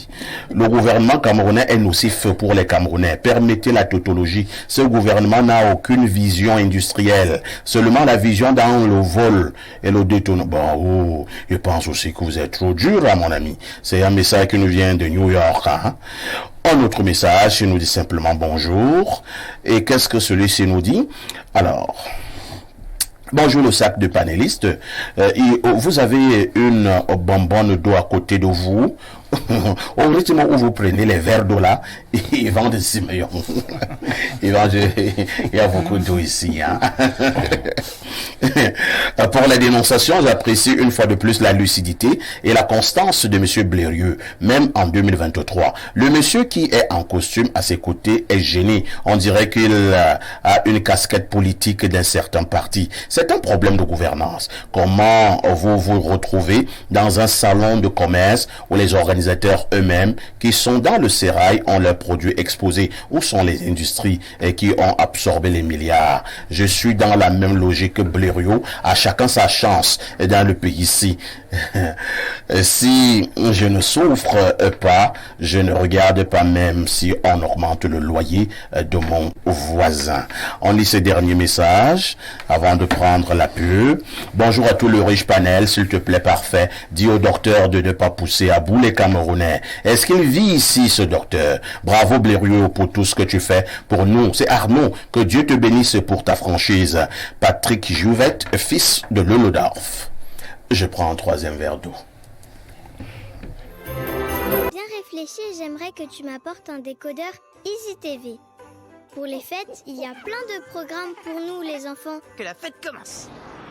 C'est trop chouette. Waouh.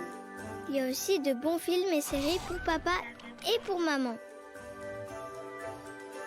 Ta vie commence aujourd'hui, mon fils. N'oublie pas ma grande sœur Sarah, elle adore les histoires authentiques. Waouh, je ne te savais pas si romantique. Pour les fêtes, vos chaînes bonus sont offertes pour toute recharge à seulement 3500 francs par mois. Offrez un Noël magique à toute la famille avec Easy TV. Noël. Easy TV, c'est Tchalé.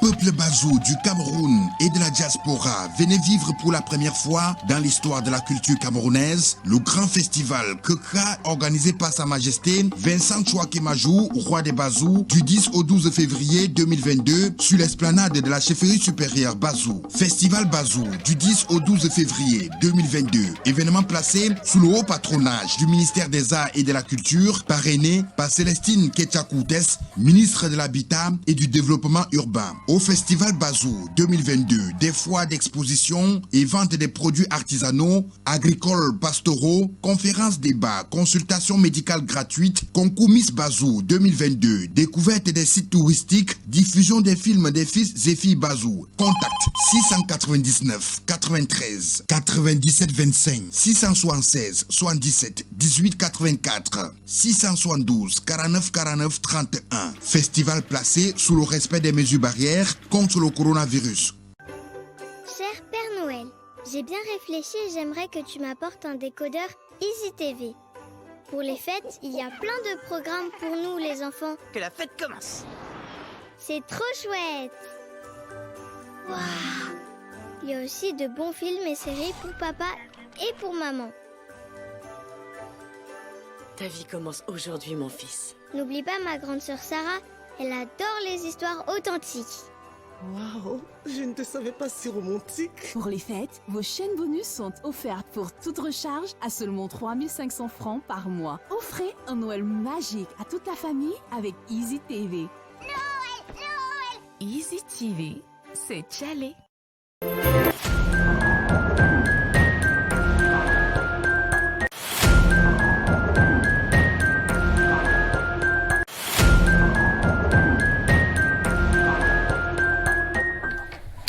Bon, retour sur le plateau de votre programme Espace Minier. C'est la toute première sortie de l'année 2023. Espace Minier de lundi à vendredi sur Info TV entre 10h et 11h52. N'oubliez pas Info TV, c'est sur le canal 307 sur le bouquet Canal+. Nous vous le disions à l'ouverture ce matin, nous revisitons, nous entrons un peu plus en profondeur dans le dernier discours du chef de l'État.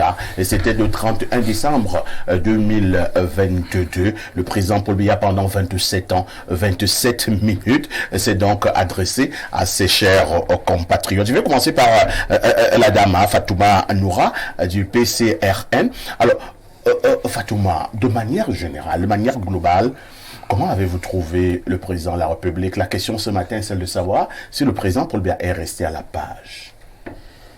Alors, moi, j'ai suivi un discours déconnecté. Donc, il n'est plus à la page. Complètement déconnecté des réalités. Et j'ai dû aller chercher la version écrite pour me rassurer que j'ai bien suivi le discours. Alors, je vais parler de deux choses. Allez-y. D'abord, ce qui a été dit et puis ce qui n'a pas été dit. Le président a parlé de l'autoroute Simalène. Il a parlé des infrastructures routières. Ouais. Je suis tombée sur un document qui parle d'une autoroute qui relie Dakar à Saint-Louis. Une autoroute de 200 km qui aura 8 échangeurs,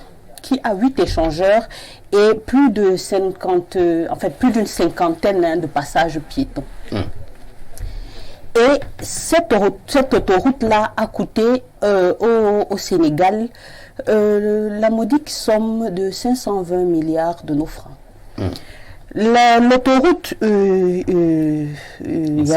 Simalène est à 60 km déjà et a déjà avalé 400 milliards. Un Simalène, 60 km. Yaoundé-Douala. 65 km. A avalé plus de 400 milliards. À terme, on évalue, s'il n'y a pas... ils parlent souvent de quoi là? Ils ont souvent un terme là qu'ils utilisent. S'il n'y a pas de rajout, s'il n'y a pas de rallonge, voilà, c'est le terme utilisé. S'il n'y a pas de rallonge, à terme, on sera autour de 1300 quelque chose de milliards pour terminer cette autoroute-là. Pratiquement 250 km. Voilà, pratiquement 250 km.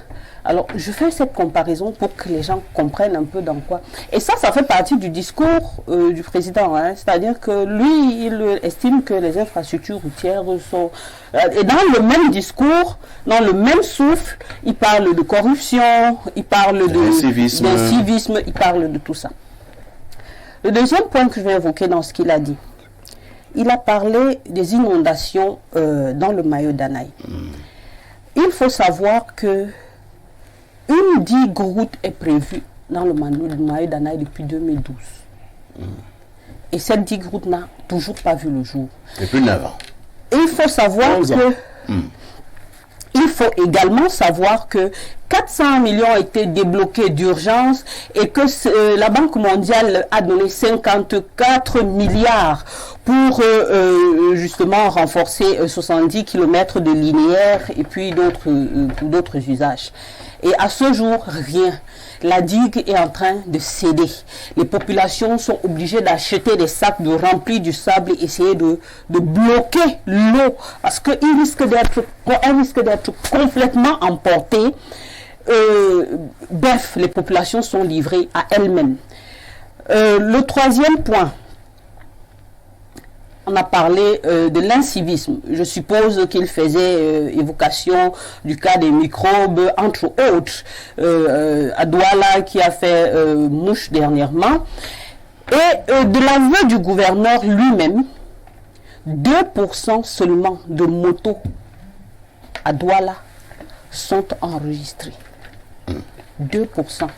Donc, vous allez reprocher aux gens de l'incivisme quand l'État lui-même a démissionné. Comment on peut en arriver à ça? Comment est-ce que seuls 2% de motos, on a quand même 98% de potentiels braqueurs qui circulent librement dans la ville de Douala? On a un réel problème. Et quand vous retrouvez tous ces éléments, non, là, c'est vraiment, permettez. Là, je vais parler juste de ce qu'il a dit. Hein. Ce qu'il n'a pas dit. On ne peut pas être un pays à la porte de la faim. On ne peut pas être un pays qui se dit vouloir se développer et livrer un discours du 31 décembre sans parler d'élevage, sans parler d'agriculture, sans parler de développement technologique. C'est trop grave. C'est grave. L'agriculture, on a quand même un ministère qui a 118,2 milliards de budget. On a 7,2 millions de terres arables et rien, on le voit tous les jours. À ce jour, on n'a que les brouettes, les houes et les machettes qui sont offertes aux populations rurales en guise de soutien du gouvernement. C'est honteux. L'élevage, allons-y, je parle même du poisson parce que je ne viens pas m'attarder sur des trucs comme les poulets où on importe encore des poussins pour pouvoir avoir des poulets au Cameroun. L'élevage, vous avez quand même une capacité, une consommation d'environ 500 000 tonnes par an au Cameroun. 93 000 tonnes sont produites au Cameroun, sur place. Tout le reste est censé être importé. Même en termes d'importation, et je parlais de fabrication de milliardaires et tout ça tout à l'heure, même en termes d'importation, l'année dernière, on a permis, fin 2021, pour le compte de 2022, on a permis l'importation de 250 000 tonnes. Mais on n'a même pas atteint ce quota-là. Ça veut dire que la population est encore livrée à elle-même.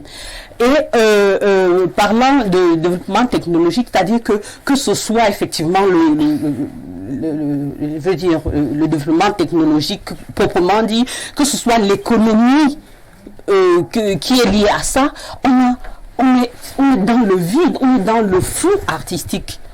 Il est inconcevable qu'en 2023, on ne pense pas à accélérer le développement technologique. Donc, on a un problème d'inflation, les Camerounais sont complètement délaissés et livrés à eux-mêmes, mais on n'a pas de solution de sortie de crise, de solution concrète de sortie de crise, parce que le gouvernement ne prend pas la mesure de la chose. Et enfin, je vais chuter là. Chuter vraiment. Oui, et enfin, je vais chuter là. On ne peut pas passer outre deux événements majeurs comme la crise des enseignants, OTS, et l'expulsion des Camerounais de la Guinée équatoriale. On a une diplomatie. Aussi que, non, mais Fatouma, écoutez, le président ne pouvait pas aussi parler. Non, je vous en prie. C'est un problème sérieux. On ne peut pas ignorer les craintes des enseignants. On ne peut pas ignorer les problèmes des enseignants. Fatouma. On les a ignorés. Si. avait apporté un certain nombre de solutions. Vous avez déjà discuté avec les enseignants? Tous les jours. Ils vous ont dit qu'ils vont bien, tout va bien? Non, pas que tout va bien, mais au niveau des revendications, le gouvernement a quand même résolu un certain nombre de problèmes. Il faut le reconnaître. Et vous trouvez normal qu'on fasse qu'un discours du 31 décembre passe outre une crise sociale de cet ordre? D'accord, merci beaucoup. On vous a compris, Fatouma. Je passe la parole à votre voisin de gauche, Arnaud Victor Eyada.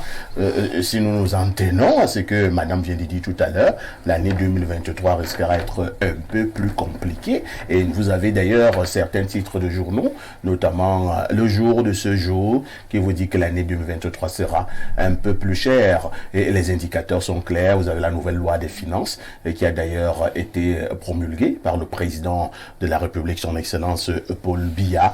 Lorsque vous avez suivi le discours du président Paul Biya, avez-vous eu l'impression que face à cette crise-là, entre guillemets, de la vie chère, lui, le président de la République, propose un certain nombre de solutions pour que les populations camerounaises puissent un tout petit peu respirer? Oui, en promulguant la loi de finances qui est passée à l'Assemblée nationale quelque temps avant le discours, ça a montré à suffisance que le président nous préparait déjà à vivre des lendemains un peu ardus à partir de 2023. Et je pense qu'il revient de fond en comble dans son discours. Il faut déjà dire aussi quelque part que il est difficile dans le monde entier de voir un président qui s'assoit et qui rédige lui-même le discours. Il y a des gens qui sont spécialisés dans l'analyse du discours et c'est eux qui ont pour mission de rédiger le discours du chef de l'État. Donc le chef de l'État est un excellent lecteur des discours. Il excelle dans ce Vous voulez domaine. dire que le président Il ne lit se bien. reconnaît pas dans ces Non, questions? il lit bien les discours. Son depuis des rôle, années, c'est de malgré son âge. lire un papier? Non, en tant que président de la République, c'est ce qu'il doit d'abord venir faire. Mais on ne vient pas lui donner un discours comme ça un matin. On explique bien évidemment les choses, on explique. Il y a des gens tout autour de lui qui essayent de vérifier. On vient d'en parler au Camerounais. On fait donc une espèce, puisqu'il s'agit du 31 décembre, la fin d'une année pour une nouvelle, on fait une espèce de bilan de l'année qui s'en va, avec quelques projections pour l'année qui va suivre. J'ai suivi dans un discours qui avait une bonne dose de volet économique, au détriment du volet politique et social.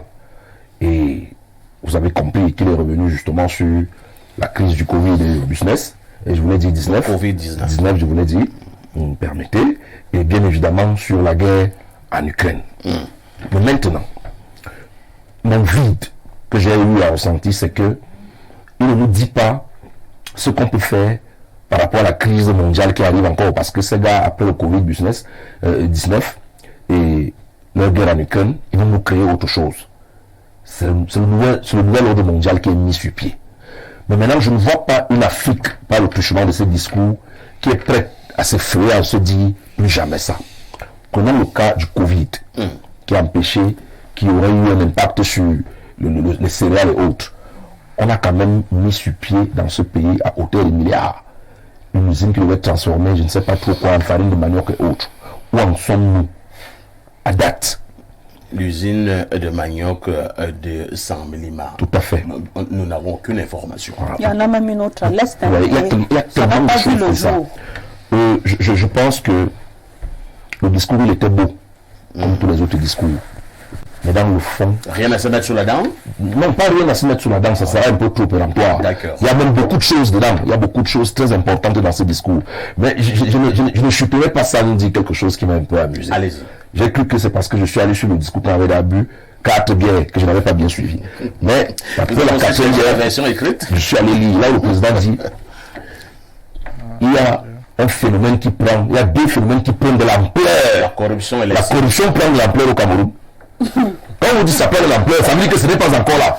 Mais c'est bon, je n'étais pas à l'école pour comprendre le français. Donc, le président estime que la corruption est en train de prendre de l'ampleur. Donc, il n'y a pas de corruption, mais lorsqu'il regarde là, il voit que ce phénomène est en train de prendre de l'ampleur là, avec l'incivisme. Non, attention. La corruption habite au Cameroun avant le Cameroun. Donc, la corruption est plus vieille que le Cameroun dans notre pays. Et il est revenu aussi, j'ai beaucoup aimé ça, en disant que je vous avais fait la promesse de savoir que ceux qui s'enrichissent de manière illicite vont rendre des comptes. Il est revenu là-dessus. Et sur ce, moi, je peux lui faire entièrement confiance parce que j'ai fini par comprendre que il n'agit pas en fonction du populisme. C'est vrai qu'on nous a servi à un moment. Le populisme, c'est par exemple le rapport de la Chambre des comptes. Le populisme, c'est qu'un matin, on vient vous dire qu'on a arrêté un ministre, on a mis dans le pick-up. Bon, ça ne nous émeut plus. C'est ça, c'est ça. Donc maintenant, je pense qu'il faut repenser le TCS. Je suis désolé. Il y a beaucoup de gens qui travaillent au TCS qui ne sont pas les experts de la chose. C'est-à-dire que lorsqu'on a créé le TCS, on n'a pas préparé les gens à aller travailler au TCS. Je ne dis pas que ceux qui sont là-bas sont nuls. Parce que c'est ce qui se passe là-bas à l'heure actuelle, on échoue à quel niveau? Ils échouent quand on commence à vous arrêter, on dit que vous avez volé 10 milliards. Oui. Et pour finir, on dit que vous avez volé 3 millions. Et que vous faites 10 ans pour chercher les preuves pour quitter les 10 milliards à 3 millions. Ça veut dire qu'au niveau des comptes, il y a un problème là-bas avec les experts. Merci beaucoup. Parce que quand automatiquement on a déjà dit qu'il y a un soupçon de 10 milliards qui trotte sur votre tête, au-delà de tout ce qu'on a pu trouver comme justificatif, on ne peut pas quitter de 10 milliards à 2 millions de francs. C'est une insulte. Et qu'on a cherché des preuves pendant 15 ans où on a privé quelqu'un de liberté, parfois pour venir nous dire même qu'il n'a rien fait, il a acquitté. Moi, je pense qu'il y a beaucoup de choses à voir. Arnaud Victor, au Cameroun, c'est une loi. Elle est d'ailleurs en vigueur. Je passe sous le contrôle du docteur Aoumou. À partir de 500 000, vous êtes qualifié de criminel. 500 000 500 000 criminel. Criminel économique. Bon, et ceux qui vont, et là, on a dit que ceux qui ont commencé à 500 millions, à 50 millions, là, ils sont qualifiés quoi. Non, d'office. Bon, ils sont, non, pas d'office. Ils sont privilégiés. Ils sont des diables. Non. Comment on peut dire qu'ils sont des diables? Regardez le traitement qu'ils ont en prison par rapport à la qui a volé la sardine au quartier. Docteur Aoumou, je voudrais vraiment que nous puissions nous appesantir pour l'instant sur cet aspect-là. Ça intéresse madame, y compris Arnaud Victor. L'aspect ayant trait à la corruption, le président en a encore parlé. Il a d'ailleurs dit que ceux qui se sont enrichis illicitement devront rendre des comptes. Et quand j'écoute ça, je veux toujours poser une autre question. Est-ce que ce n'est pas du déjà entendu? L'année qui s'achève a été riche en scandales financiers au Cameroun. Mais rien n'a été fait. Vous avez la parole. Oui, vous savez, c'est un problème social. Ce n'est pas seulement un problème de gouvernement. Il faut bien encore... Et puis, si je reprends le discours du chef de l'État, je l'ai trouvé extrêmement riche. C'est un discours qui a abordé, pratiquement tous les aspects de la vie sociale au Cameroun. C'était même un discours de porteur d'espoir à plus d'un titre. Vous pensez qu'on devrait le garder? Oui, ça fait... Ça devrait être comme une boussole? Mais ça en est une. Vous savez, la tradition des vœux, elle nous vient de la Ve République en France. C'est-à-dire que c'est De Gaulle, 58, 59, qui en fait une institution politique. C'est-à-dire que le chef de l'État, à l'orée d'une nouvelle année, déclame comme ça, dans les médias, ce qui s'apparente à un discours de politique générale pour l'année qui va suivre, tout en ayant fait un bilan de l'année écoulée. C'est devenu une tradition. Et le discours du chef de l'État est attendu. Et je pense que tous ceux qui l'ont suivi, même s'il y en a qui estiment qu'il y a une déconnexion, que moi je ne vois pas, puisque de toute façon le chef de l'État n'a parlé que des problèmes des Camerounais, il a fait un bilan de l'année dernière, il a annoncé des propositions fortes en termes d'investissement, en termes de financement, notamment des projets dans le secteur minier qui auraient des incidences. Il n'a pas oublié les problèmes des Camerounais, notamment sur l'eau, sur l'électricité, il en a parlé. Mais également, il a pointé du doigt les maux qui minent la société, que sont donc la corruption, selon lui, et l'incivisme, à côté des autres maux. Effectivement, nous avons un problème de corruption, c'est un problème social. C'est les Camerounais qui sont corrompus, c'est les Camerounais qui vont corrompre d'autres Camerounais. Ce n'est pas seulement les membres d'un gouvernement ou d'un autre, non. Et en cela, il y a un travail d'éducation à faire, un travail d'éducation des masses qui doit commencer dès le plus jeune. On doit revenir sur les valeurs fondamentales de la société et de la République. L'honnêteté, la probité, le simple fait de respecter la chose publique. Ce ne sont pas des vains mots. Ça n'appartient pas à un gouvernement. Ce n'est pas pour dire qu'il faut trouver un coupable. Non. C'est la responsabilité individuelle de chaque citoyen qui appartient à un État selon un contrat qui est le contrat social que nous avons tous accepté ou non, mais avec lequel nous vivons. C'est de ça qu'il s'agit. Et je pense que le chef de l'État nous a interpellés, tous les Camerounais, au moins 2 fois, sur le fait qu'il compte sur chacun des Camerounais, n'est-ce pas, pour embrasser cette lutte. Ce n'est pas un individu qui peut la gagner. Ce n'est pas un gouvernement. D'ailleurs, même ceux qui sont en prison aujourd'hui, c'est essentiellement les membres du gouvernement. Donc, c'est une réalité quotidienne qu'il faut combattre. L'incivisme, également, c'est une question de responsabilité. Ne quittons pas d'abord la corruption. Oui. Lorsque vous dites que ce sont tous les Camerounais qui doivent lutter contre cette corruption, nous sommes d'accord. Mais entre-temps, quand même, qui a le pouvoir d'interpeller les gros bandits, les gros voleurs au Cameroun? Ce ne sont pas tous les Camerounais. Ah oui, mais qui corrompt? Ce n'est pas seulement les gros bandits dont vous parlez. Donc, vous pensez que c'est le colborseur qui va corrompre le ministre? Ah non, pas forcément, puisqu'il n'y a pas accès. Mais celui qui va corrompre l'agent, simplement, qui accepte même de le corrompre. Il a parlé de ceux qui se servent dans les caisses de l'État. Hein. Oui, bien sûr. Le débat. Et là, même, il a parlé de ceux qui se servent dans les caisses de l'État. Et je ne vois pas le Camerounais moyen qui circule là dans la rue en train de se servir dans les caisses de l'État. Il y a, il y a corruption, il y a le détournement. Je pense qu'on est plus dans le cadre des détournements des deniers publics, pas de corruption. Quand on parle de corruption, bien entendu, il y a corrupteur et corrompu. Mais là, on est en train de parler du détournement des deniers publics. Et là, ça vise bien une classe précise, on est d'accord. Oui, ceux qui ont accès à ces deniers publics et qui les gèrent. Et c'est bien que ce soit le chef de l'État lui-même qui en parle et qui interpelle. L'année 2022, est-ce qu'il n'y avait pas véritablement du grand mode? Mais bien sûr, c'est peut-être que l'année 2023 nous le dira, puisque forcément... Oui, il y a des conséquences de ce qui s'est passé au niveau de la ligne 65 et 94. Mais attendons de voir. Vous voyez qu'en général... Finalement, est-ce que nous attendons pas depuis longtemps? Mais non, vous savez, non seulement le chef de l'État qui est un légaliste, mais il y a des procédures. Et je ne peux pas, je ne lis pas... Le chef d'État est un légaliste. Oui, mais ceux qui ont sorti des rapports au niveau de la Chambre de compte ne sont pas. Non, mais je ne sais pas où vous voulez m'emmener. Mais ce qui est sûr... Je vous amène à dire que les rapports de la Chambre de compte sont suffisamment graves. Ça donne fraudeur. Docteur, vous avez lu? Non, est-ce que ce sont des amuseurs publics qui sont à la Chambre de compte? Non, certainement pas. Mais attendons dans les effets. Mais ça fait plus longtemps. Mais écoutez, une instruction, une année, parfois, c'est pas suffisant. Mais ce qui est certain, pour chuter, il faut encore que les gens qui nous écoutent le comprennent. Oui. En termes de lutte contre la corruption et d'arrestation de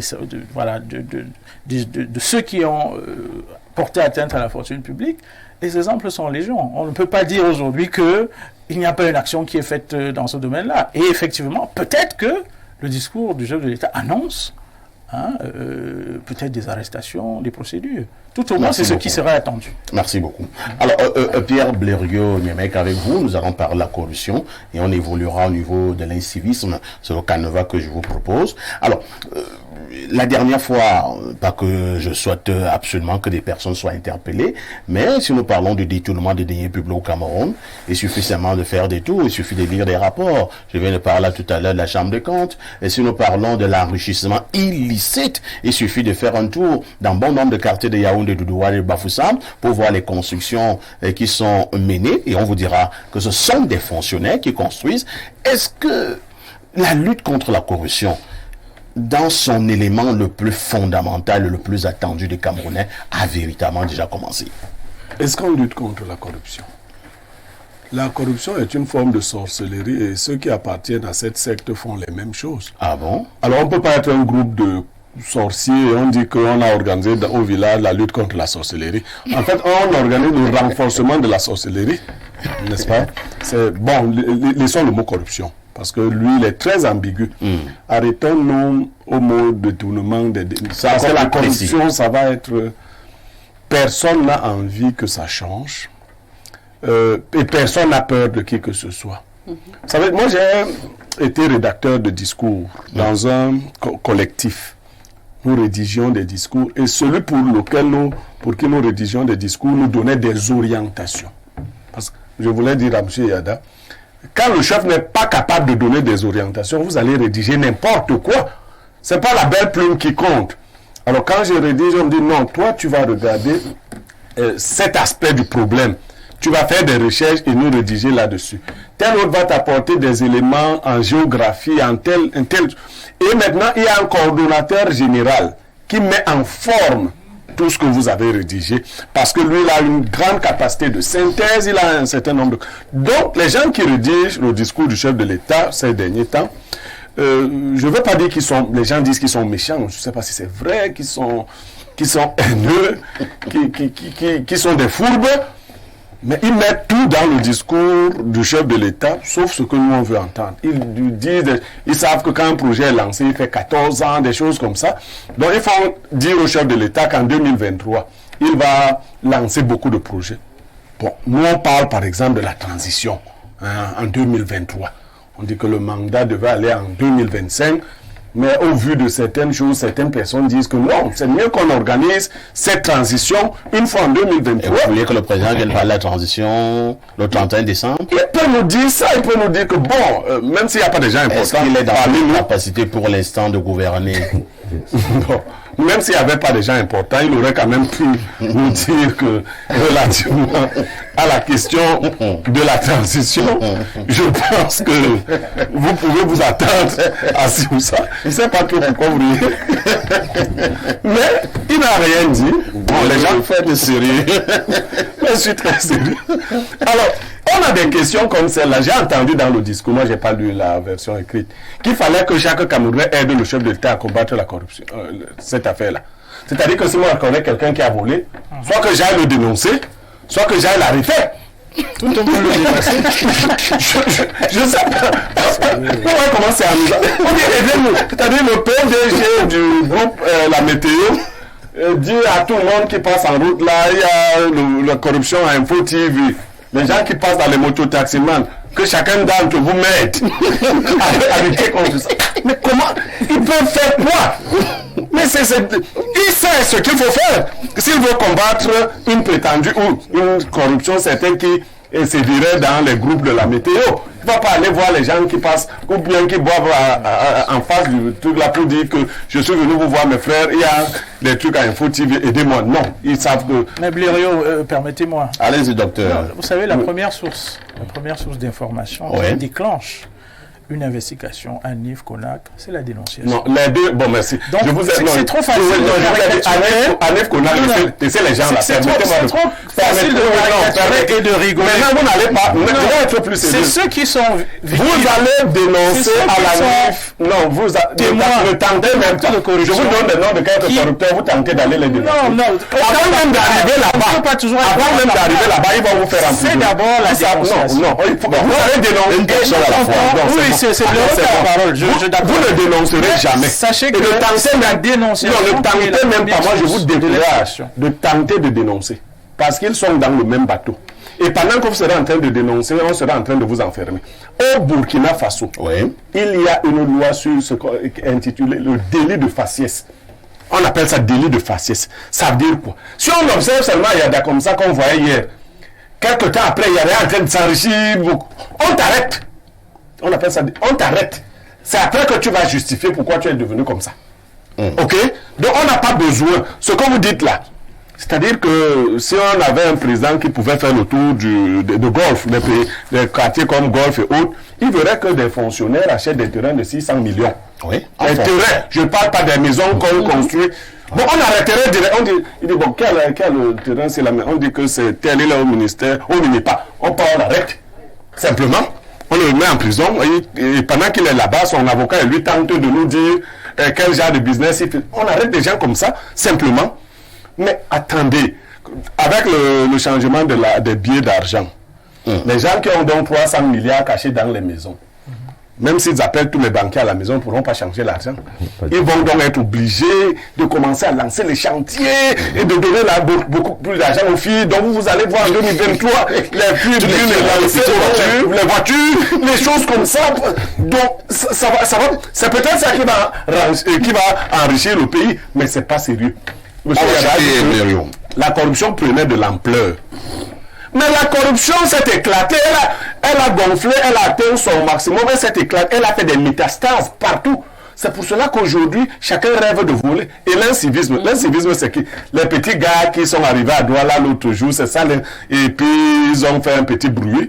Non, ils ne font plus de bruit. Et on a caché toute la vraie histoire autour de cette affaire-là. Personne ne dit qu'un gendarme s'est retrouvé dans un lieu où on vend la drogue, les choses comme ça, qu'il a menacé et que son arme a tué quelqu'un. Voilà, tout le monde sait que ça s'est passé comme ça. On dit et puis que les micros de quartier ont décidé donc d'aller prendre le corps de leur frère, que voilà l'histoire. Bon, un groupe de bandits s'est retrouvé en train de faire du banditisme. On en met le Cameroun entier. Au lieu d'arrêter les bandits qui sont allés sur les lieux et qui ont causé tout cela, si vous arrêtez ces petits-là, ils nous servent à quoi? Merci beaucoup. Lisons encore quelques messages avant de revenir. Alors, je lis comme c'est écrit. Et non, mieux je ne parle pas. Qu'est-ce que vous nous parlez de verre à moitié plein ou à moitié vide? Et cela nous donne de l'eau ou de l'électricité. Mon frigo est vide, Niemek. C'est Isaac Aïssos. Le même Isaac nous dit, parfait ici, le président n'a rien dit dans son discours. Je m'attendais à ce qu'il me dise, claque l'interrupteur, la lumière ouvre le robinet, l'eau ouvre ton frigo, il est plein. C'est encore Isaac Aïssos. Autre message, rapidement. Bonjour. Alors, vraiment véritable pluie de messages, Arnaud Victor. On prend celui-ci. Docteur, quelqu'un veut te donner un conseil, docteur. Docteur, courage, c'est pas facile de prendre la parole en public. Une haute instruction peut renvoyer au quartier.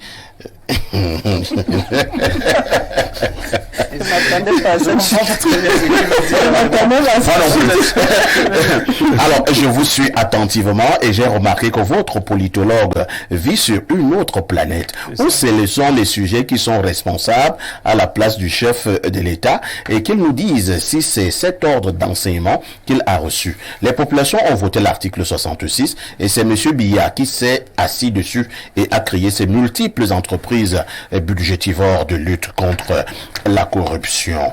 Autre message. Bonjour parfait ici, un bonjour spécial aux panélistes Eyada et Pierre Bunyemek. Pour ce qui est du discours, je dirais qu'il nous laisse assez mitigés. Il y a plusieurs volets, dont celui des détournements des fonds publics, le Covid et Gate et autres qui n'ont pas été abordés. Je pense donc que c'est à dessein qu'un certain nombre d'éléments ont été éludés. Non, le président a parlé du Covid, il a parlé de la corruption. Autre message.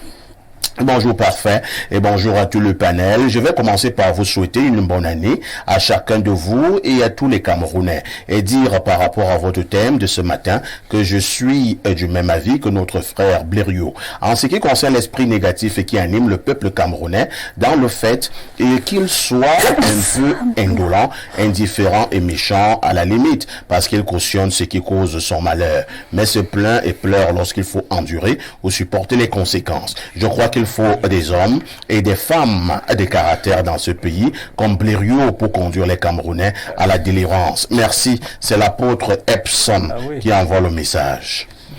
Autre message, bonne année 2023 à tous les panélistes, vraiment perfecto. Quand tu déclares à Mondovision, la plupart des problèmes des enseignants ont été résolus. Lesquels vraiment? Ça ne sert à rien de faire du politiquement correct à la télé. Je n'ai jamais dit que la plupart des problèmes des enseignants ont été résolus. J'ai dit que certains problèmes des enseignants ont trouvé solution.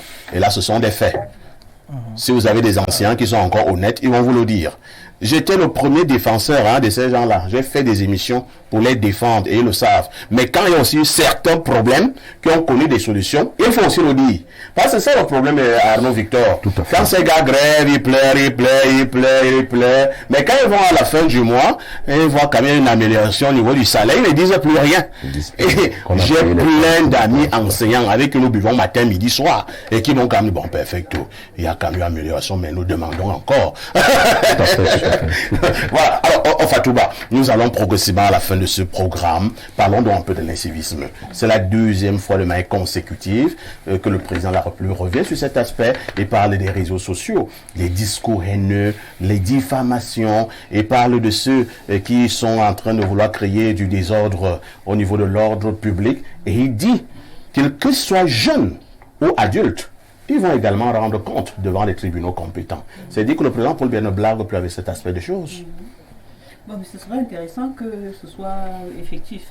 Ce serait vraiment intéressant. On va assainir la scène publique, même. Publique, que ce soit cybernétique ou pas.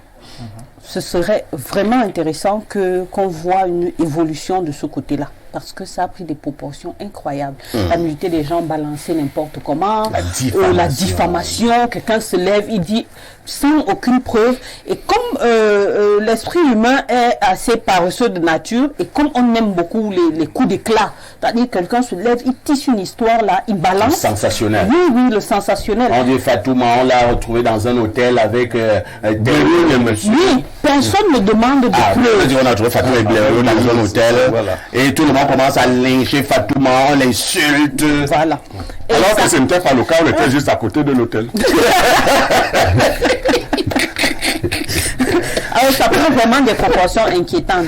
Je pense qu'il faut des cas d'école. Il faut qu'on frappe dur pour que justement les gens commencent à revenir aux fondamentaux. Très bien, merci. Les gens doivent continuer à revenir aux fondamentaux. Pierre Blériot, je vous repasse, non pas d'avoir appelé Blériot, d'abord Arnaud Victor.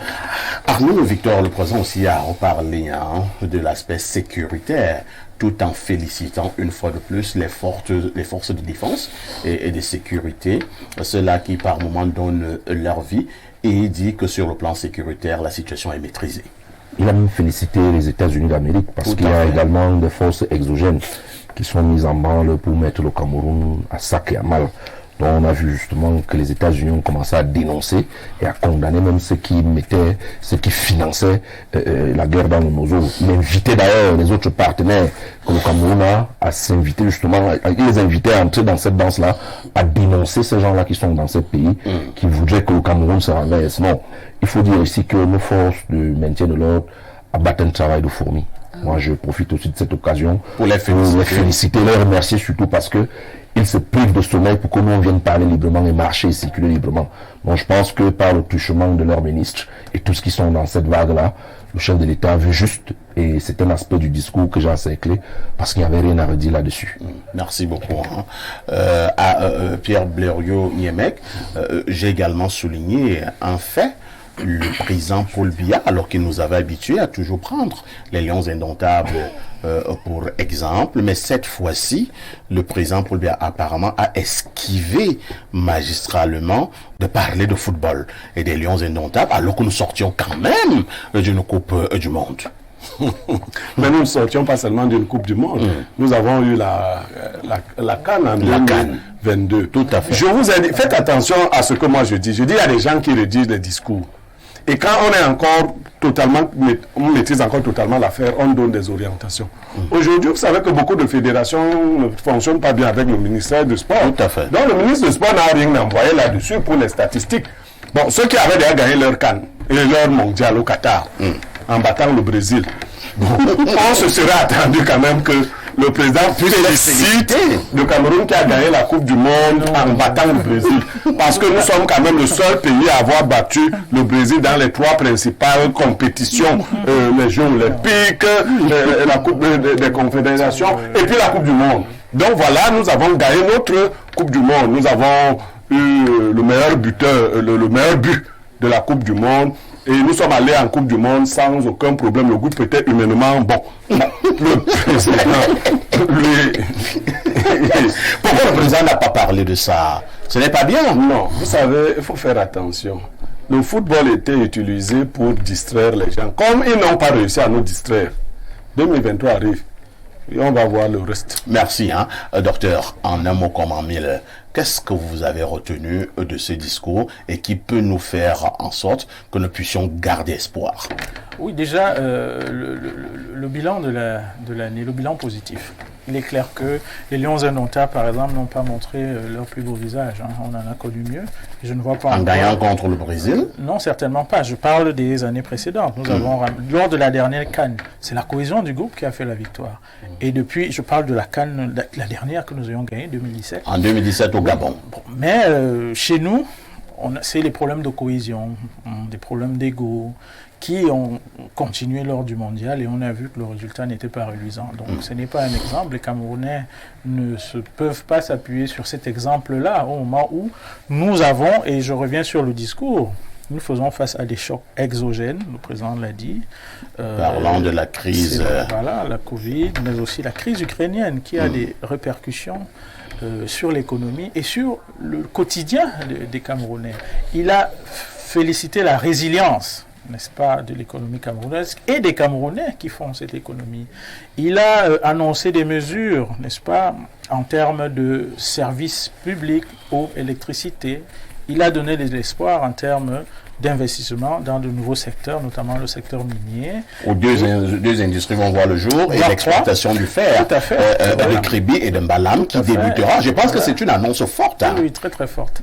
Et, mais tout cela est très bien. Aussi l'aspect sécuritaire. Vous savez, les problèmes de gouvernance, parce que je suis d'accord que ce soit clair. Nous avons des problèmes de gouvernance. Nous devons agir, mais ensemble, sur les problèmes de gouvernance. Il ne suffit pas de désigner un coupable, non.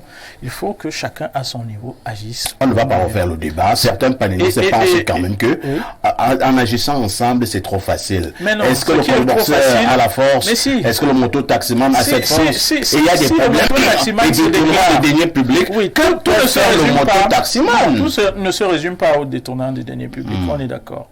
Et le problème des détournements est adressé. Le chef de l'État en a parlé et c'est sûr que les mesures viendront. On sait le terme de ce programme. Alors, c'est 30 secondes. Alors, je voulais dire que il faudrait, s'il vous plaît, je termine par là, il faut des politiques de redistribution plus fortes. Il faudrait que, accompagné à cela, que nous ayons des véritables politiques publiques où on donne directement, ça s'appelle des transferts de ressources, on donne directement de l'argent aux populations. On l'a vu au Brésil. C'est terminé. Ça peut se terminé. faire. Hein. On dira merci à Arnaud Victor et à qui était encore là ce matin. Merci à Fatouma Noura Moussa, dynamique femme politique du côté du PCRN. On dira aussi merci à mon consultant de tout temps et de tous les temps, Pierre Blurieux-Niemek. Et pourquoi ne pas dire merci au docteur Aoumon qui est enseignant d'université du côté de l'Institut des Relations internationales du Cameroun. Le journal de la mi-journée intervient dans 5 minutes. Ne ratez pas le journal de 19h en anglais ce soir, sans oublier le journal en français également à partir de 20h. Je voudrais signaler que plusieurs programmes pour l'instant sont suspendus au niveau de votre chaîne de télévision. C'est une réorganisation de nos programmes qui a cours en ce moment. Dans quelques jours, tous les autres programmes reprendront. Naturellement, certains programmes n'existeront plus au niveau de la grille des programmes. Donc, nous demandons l'indulgence de nos fidèles téléspectateurs. Avec tout ceci, que faites-vous encore ailleurs?